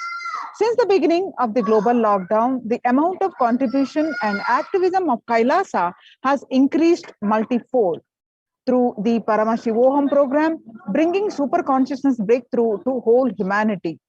By starting the Akhanda Nirvikalpa Samadhi Jnana Yajna and contributing almost 3 million minutes now. Paramashiva Sankalpa chanting, the sacred Sanskrit mantra chanting 24/7 via Zoom sessions. Spiritual healing to one and all 24/7. Helping humanity to cope up with insecurity, fear, disease by empowering individuals to heal themselves, learn to cope up emotions like depression and tough situations in relationships, providing alternative solutions to worldly problems through power manifestation, initiating thousands into everyday into manifesting innate superhuman capabilities into Kailas courtyard sessions, providing healthy solutions like a technique to clear the stomach from the Ayurveda solutions, which ultimately brings clarity out to the spiritual truths and give a conscious breakthrough. In the long term, establishing self-sufficient communities. Continuing and identifying the service of Annadan, the free food, in Nithyananda Annalayas around the world, including Tirunamalai and Los Angeles, paving way with the New World Order, starting the agriculture-based communities in Adi Kailas and several other locations. Peacekeepers of Kailasa offering various life solutions from the teachings of the Supreme Pontiff of Hinduism. Hinduism prescribes various methods for global healing. One such is Maheshwara Puja, nullifying collective negativity simply through the presence of the avatar and his order of monks, offering Maheshwara Puja to the natural calamities hit victims. Bhava Samadhi Darshan to raise the individual consciousness breakthrough. Devi Parashakti Akashic reading, the cosmic revelations. Society was created with the delusional ideas of too many people's beings, blind spots, and the decisions made from these blind spots. If the visionary of a civilization or country or nation has blind spot when he develops the vision for it, the whole civilization suffers these blind spots forever. Now it's time the nature, the Prakriti resets itself. Many of the blind spots based visions, ideas become of the society. This pralaya, which is happening, is melting down everything which is delusion based. The world as we know is gone. God. This isolation, which is seemingly endless, with an unknown future, which is compelling humanity to make 100% lifestyle change, is something to be deeply dwelt upon. All problems need to be addressed only with the spiritual solutions and powerful cognitions.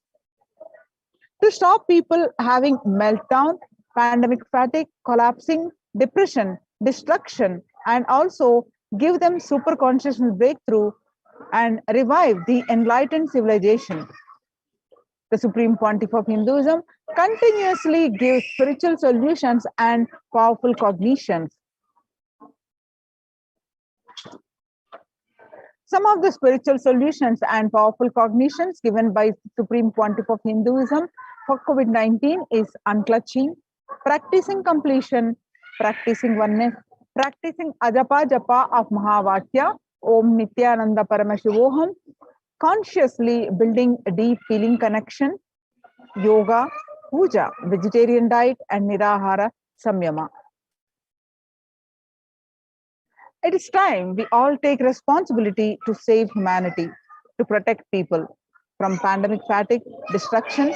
Let us try to enrich and enrich people for every one of these great spiritual solutions.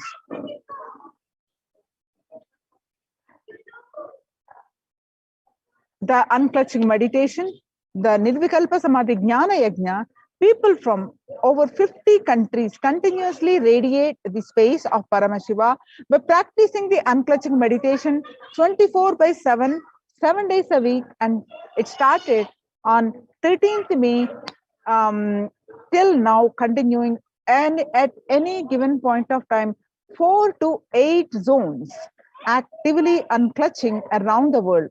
Join this movement at http://kailasa.tv/minutes for peace. The life solutions based on the ancient Hindu tradition, the meditation and yoga techniques from the scriptures, the cognitions rooted in the highest truth, the lifestyle based on living and radiating the higher values of life, and powerful way of living and realizing one's ultimate potential form the foundation of the Supreme Pontiff of Hinduism's teachings, which by their inherent nature provide the foundation for peace on planet Earth. The Supreme Pontiff of Hinduism has launched the Minutes for Peace initiative, which aim to reduce the crime globally by conducting mass meditations around the world in parallel. In 2014, just after 2 years of launching the program, it crossed over 1 billion minutes of meditation. The scientific studies have shown a reduced crime rate after participation in the meditation and completion techniques. In 1976, it was found that when 1% of community practiced meditation and pujas, the crime rate was reduced by 16% on an average. The current on the Minutes for Peace website is more than 4.3 billion cumulative minutes of meditation logged, including all the events, programs, and festivals where people have gathered at large numbers and participated in meditations and rituals. The total count comes out to be a staggering of 409 billion minutes for peace so far. I can see some of the glimpses where the mass meditations happened. About 5,000 devotees gathered and participated in a 48-day meditation program called Shuddhatvaitam. The Supreme Pontiff of Hinduism has hosted Kumbh Mela, United States of America in Los Angeles since 2007. Nithyananda Sangha is entrusted as the only organization to host Kumbh Mela outside India by the Akhila Bharatiya Akhada Parishad. In September 2006,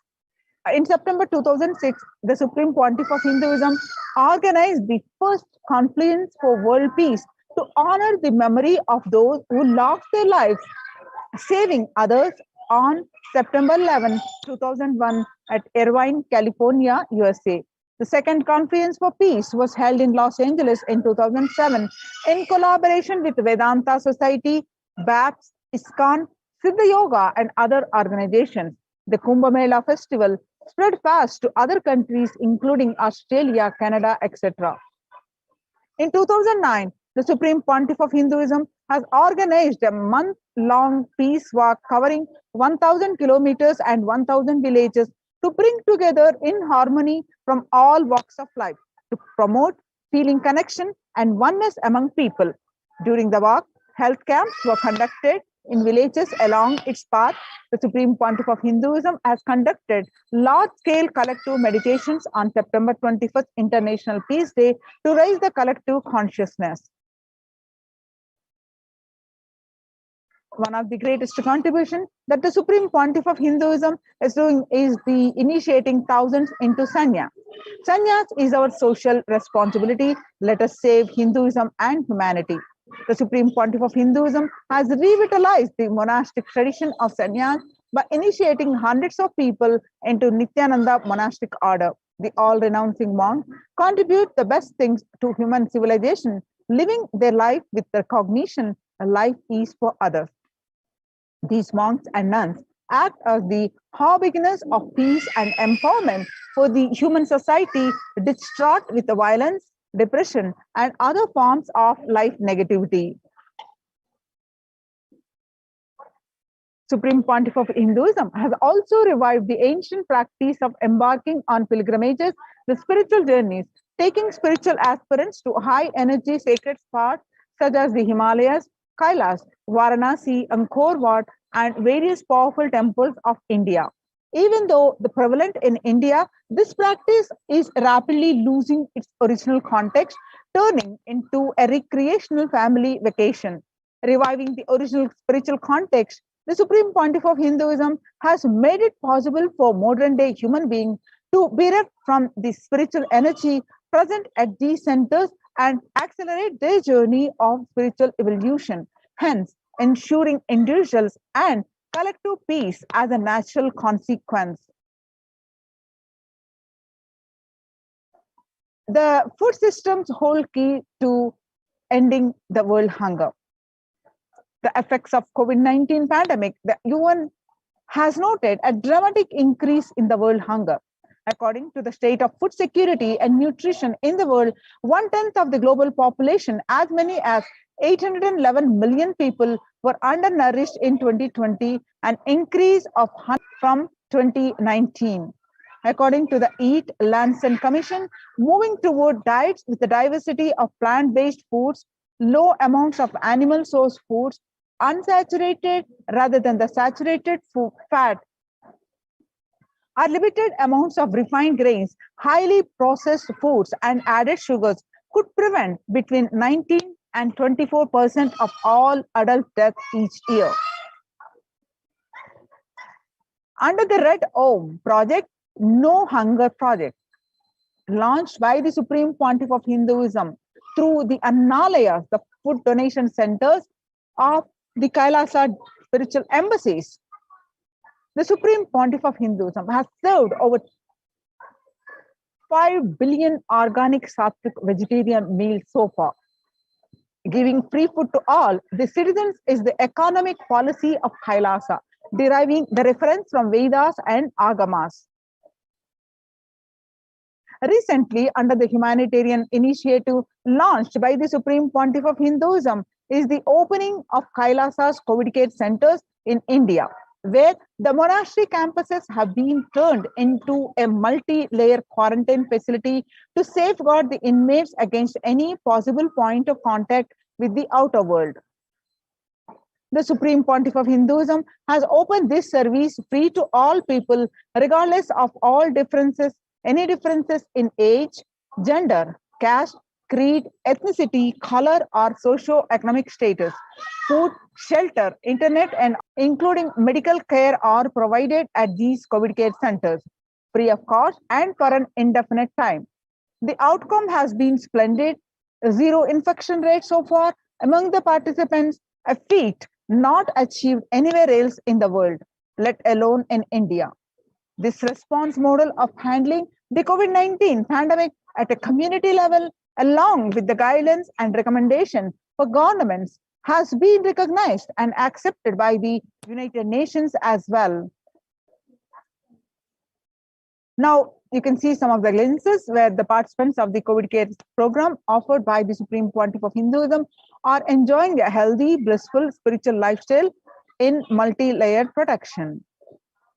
They enjoy a stress-free time following a spiritual morning routine, doing yoga, doing puja, temple sevas, volunteering, and contributing festivals, celebrating all the latest festivals, and enjoying not only a stress-free life, protection, 100% protection from the COVID pandemic, and having a spiritual breakthrough, a breakthrough from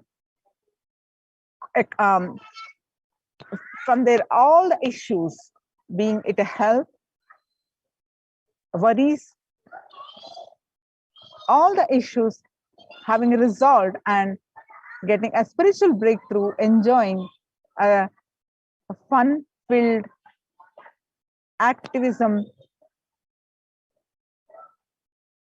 the spiritual life in these Kailasa's COVID care protection centers. So join these COVID care protection centers. If you're in India, register now through the link below, https://kailasa.org/Kailasa care. With this, we will be moving on to the next segment of the program after a very short break.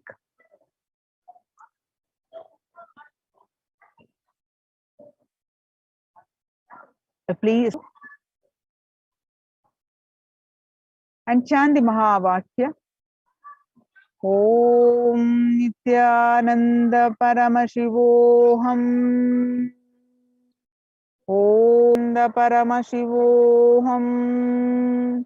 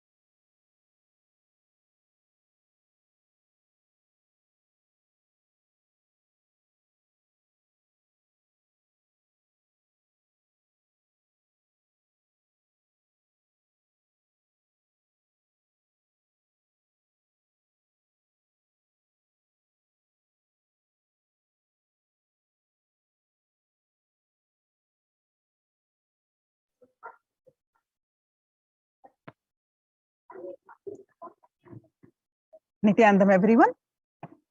So now we're going to watch the satsang of the Vijayadashami message, the groundbreaking message.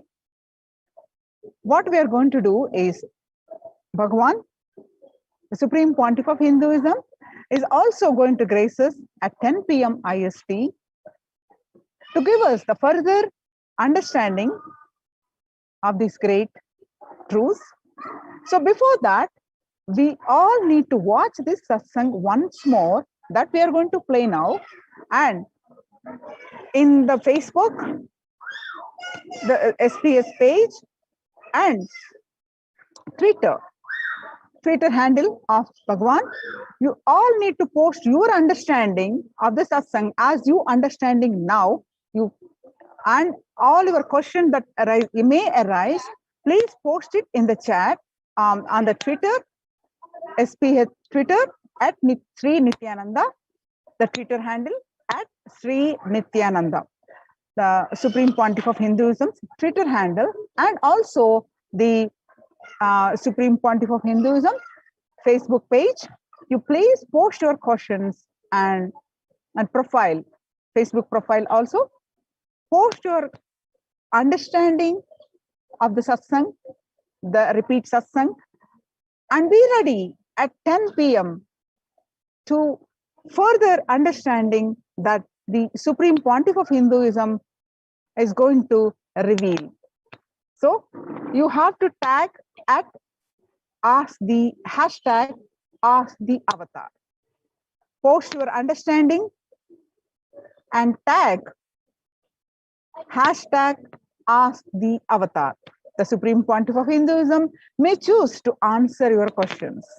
So I repeat, as your understanding, you can post or the question that may arise, even the questions also you can post with the hashtag ask the avatar.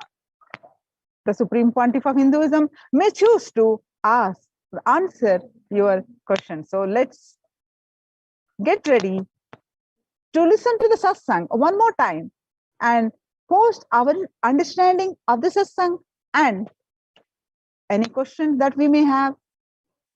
Let's post it at the Supreme Pontiff of Hinduism's Facebook and the Twitter with the hashtag ask the avatar and get your questions.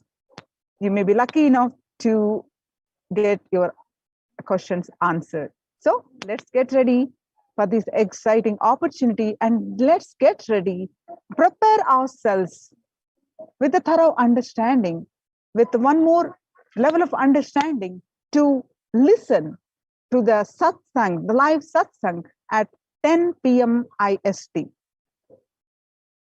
Thank you, Nithyanandam.